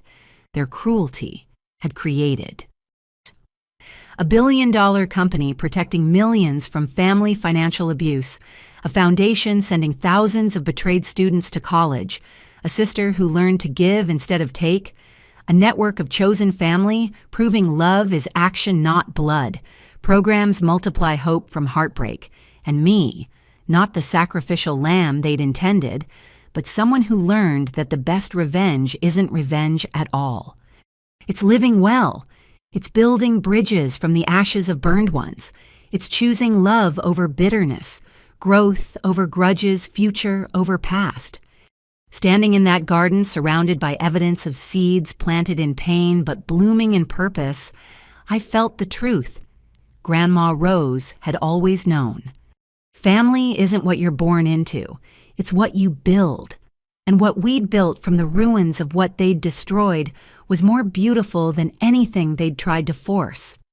The new beginning wasn't just Madison's marriage or my success or our parents' incarceration. It was the daily choice to transform poison into medicine theft, into gifts, betrayal, into bonds that actually held. 5 years from now, Madison's adopted children would play in this garden. Keisha's program would have saved hundreds of lives. Fair Share would protect millions more. The foundation would educate thousands. And somewhere in a federal prison, 2 people would continue learning that actions have consequences, that favoritism destroys families, that the children you sacrifice might just save themselves and others in the process. But tonight was for celebration, for fairy lights and laughter, for chosen family and chocolate cake, for the knowledge that we'd survived and thrived and found our way to something like happiness. "Hey, everyone," I called out to the remaining guests. "I have an announcement. Fair Share is launching a new initiative, the Rose Williams Memorial Fund. It'll specifically help grandparents protect educational gifts from parental interference. We're starting it with Madison's $85,000 donation plus $1 million match from me." The cheers that erupted felt like validation from the universe itself. In trying to destroy one daughter to elevate another, my parents had created 2 daughters who lifted others. The mathematics of justice aren't always clean, but sometimes they're poetic. As the last guest departed and I helped clean up, I found a note Madison had left on my car. "Joe, thank you for showing me that redemption isn't a destination, but a daily choice. Thank you for proving that success isn't about what you have, but what you help others build. Thank you for being the sister I didn't deserve, but desperately needed. Here's to new beginnings and old roses and the family we choose to become. All my love, Em."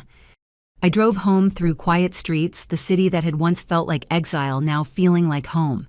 In my apartment, I opened my laptop to find an email from a recent foundation recipient. "Ms. Williams, I started classes at Northwestern today, the same school your parents stole from you. I wanted you to know that I'm majoring in financial ethics with a minor in family law. Your stolen dream is funding mine, and I promise to use it to protect others. Thank you for turning your pain into our possibility." I closed the laptop and poured a glass of wine, toasting the empty room that wasn't empty at all. It was full of purpose, possibility, and the peculiar peace that comes from building beauty from betrayal. The new beginning was now, and it was good. If this story resonated with you, if you've experienced family financial betrayal or know someone who has, I want to hear from you. Share your thoughts in the comments below. How did you overcome? How did you build from the ashes? What would you tell your younger self? If you found value in this journey from theft to triumph, please like this video and subscribe to our channel.